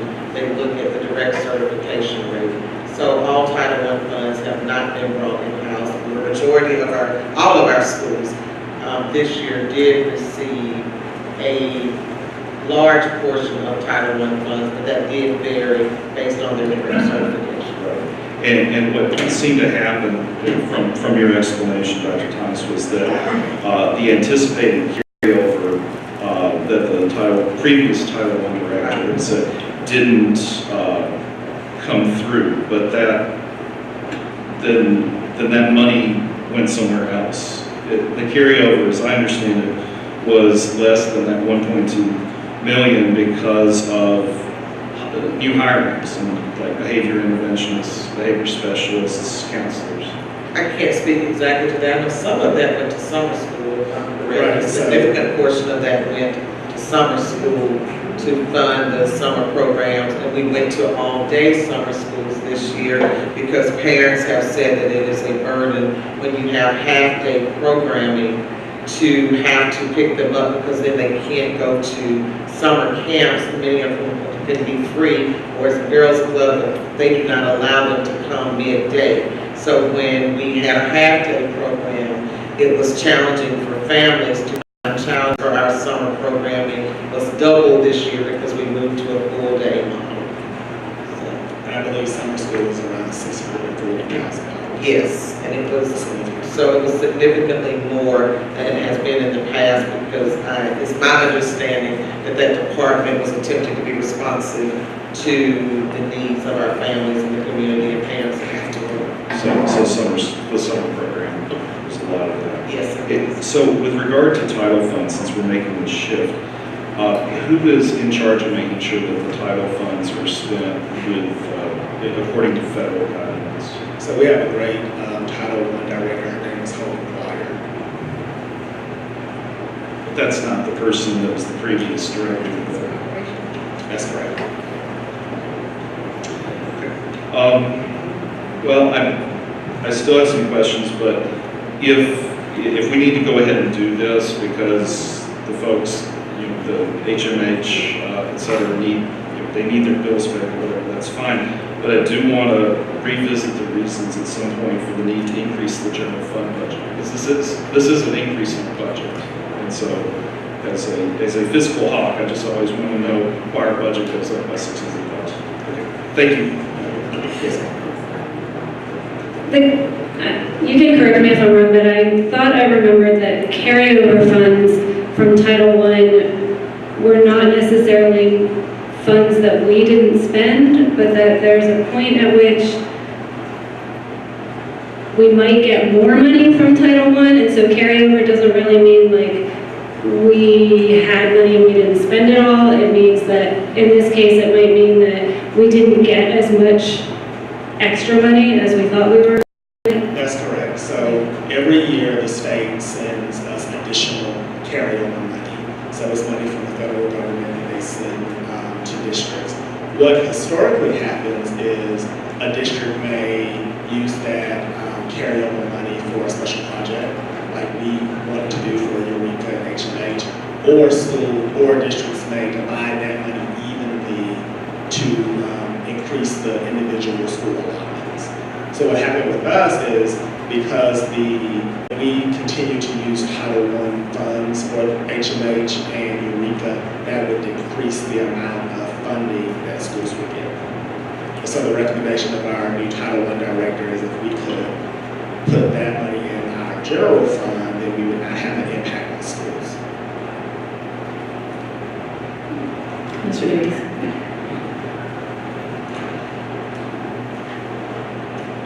I'm going to mimic my colleague, Mr. Worthy, on this one, I think.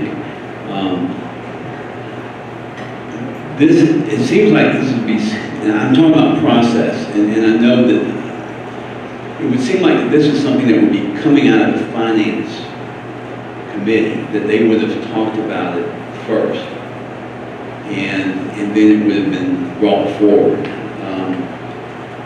Presumably this happened so quickly. Do you have a sense? I mean, you're not the CFO, so I mean, is this something that has,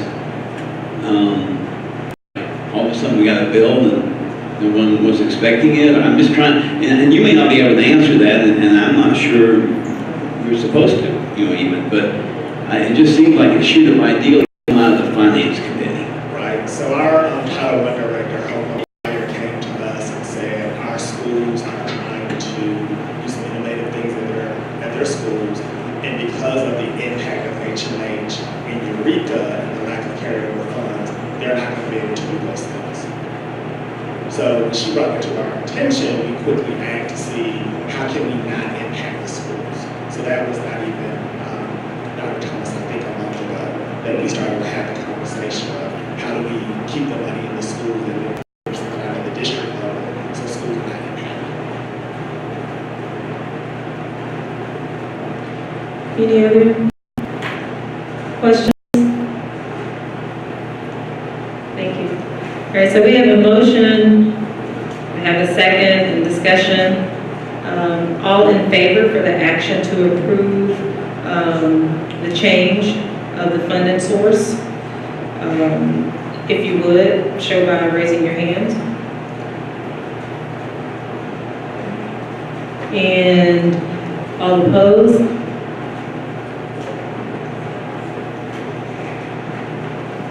Okay. Moving forward, I think, according to my notes here, we are at the action to approve minutes, the November 21st minutes.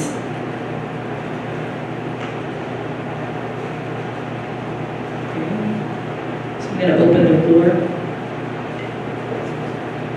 Yes, Madam President. This is very quick.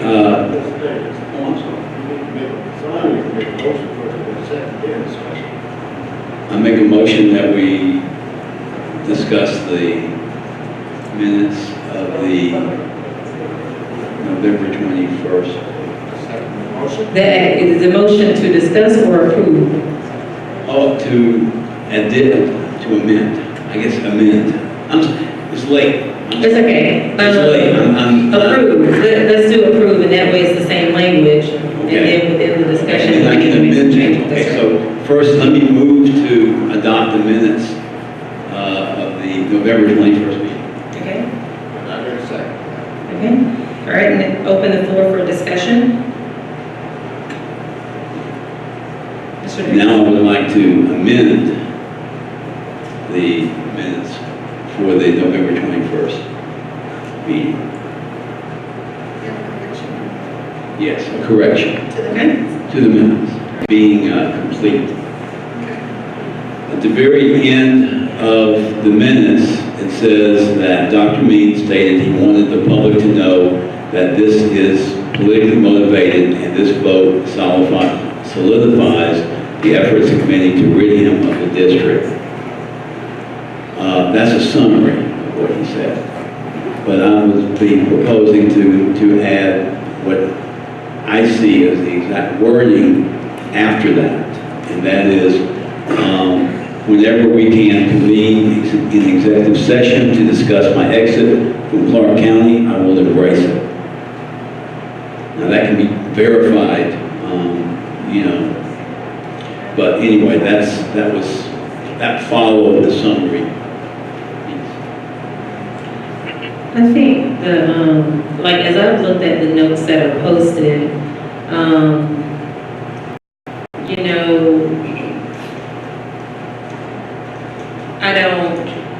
you know, there's a combination of like summaries and then like when the motions are made, there are specific motions.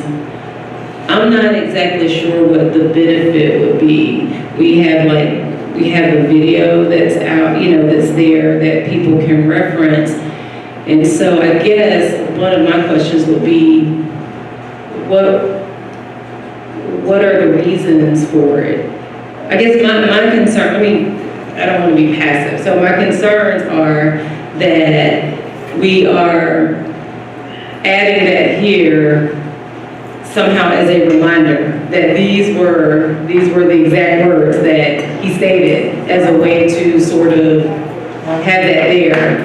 And that's okay if that is, but you know, when we get into that, the minutes are just that, and the minutes have been done pretty similarly, at least since I've been on the board. And so I guess, again, in my head, it just registers as going about doing sort of these formal things or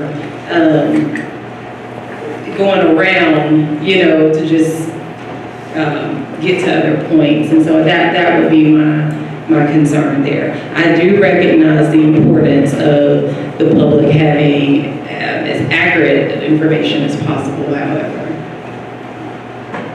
My comment would be, that's why we record video of these meetings. And what Mr. Davis said, I'm not going to vote for that. I would say let's table this and review that video on YouTube for November 21st before we do that.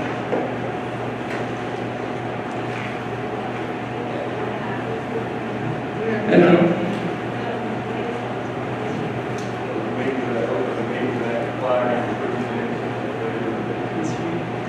So my comment on adding an additional statement that just verbatim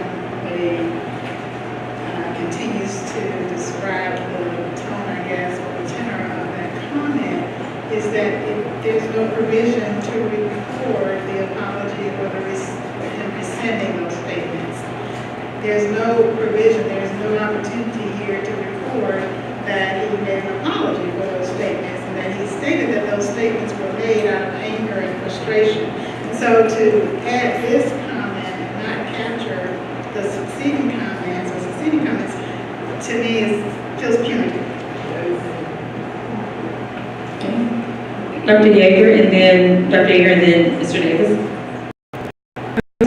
A lot of folks have asked us why we proceeded to do what we did the following week, and an executive session as soon as possible to discuss his exit.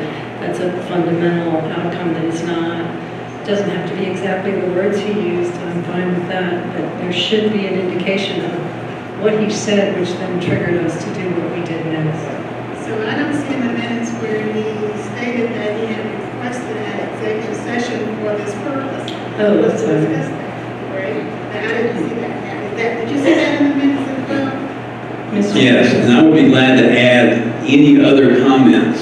My thing is, Linda, is that we're not, when we write a book on the subject, then we need to look at it from all different angles. But the minutes are only covering a summation of what happened at the meeting. And I gave the exact language as I heard it. But if somebody wanted to summarize it, I'm fine with that. If we wanted to talk about the executive session, I'm fine with that. I just think that it was such a dramatic event that the minutes should reflect, in summary, what was, all the aspects that were important aspects that we made. To amend your motion, make a friendly amendment to your motion that we hire a stenographer to record the entire meeting so that we have the verbatim comments from the beginning to the end of that meeting, if we're going to get verbatim. We Don't use what they summarize it. It's summarized already. So yes, I think if there is a line added of summary, but I think what I thought I heard you say was that,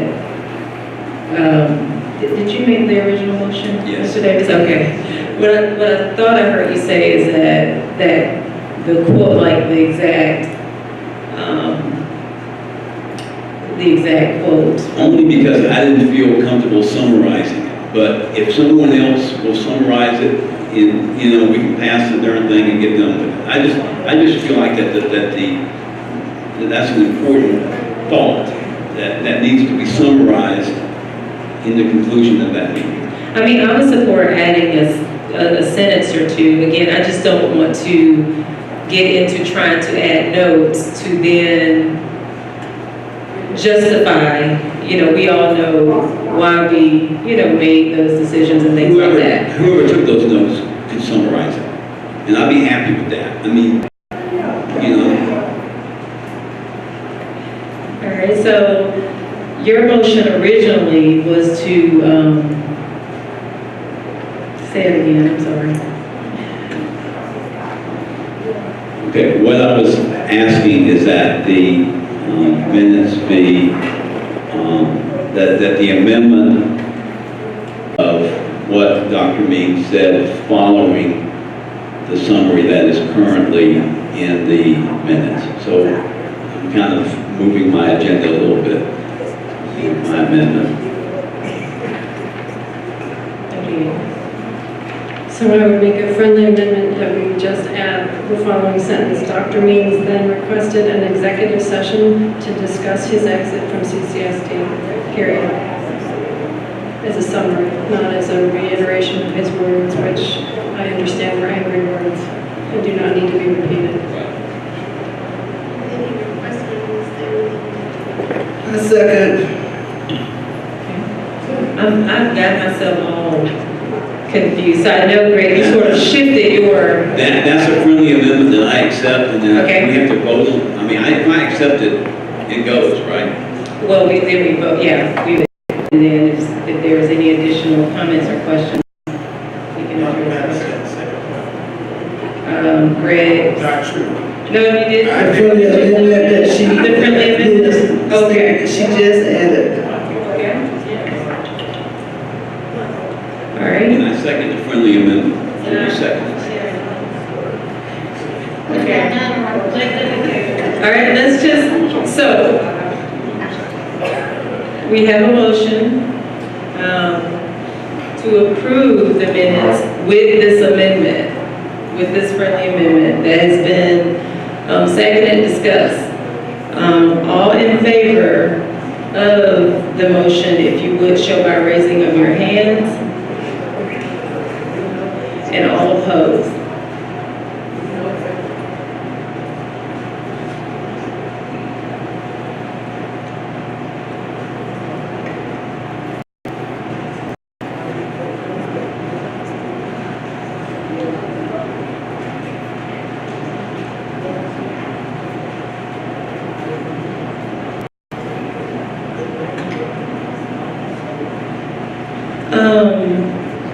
So let's move forward and see, we have our,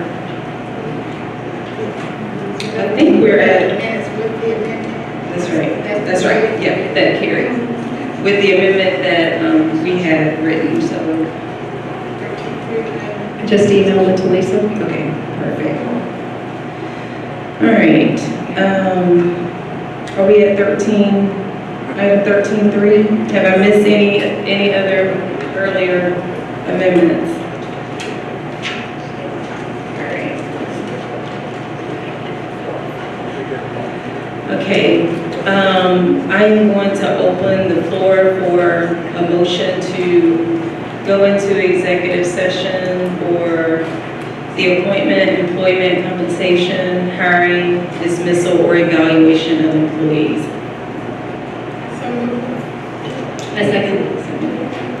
Okay, any discussion? Okay, all in favor? Okay, carries.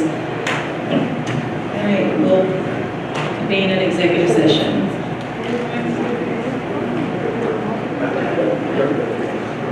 I think the Heritage Room is open, so we can go there.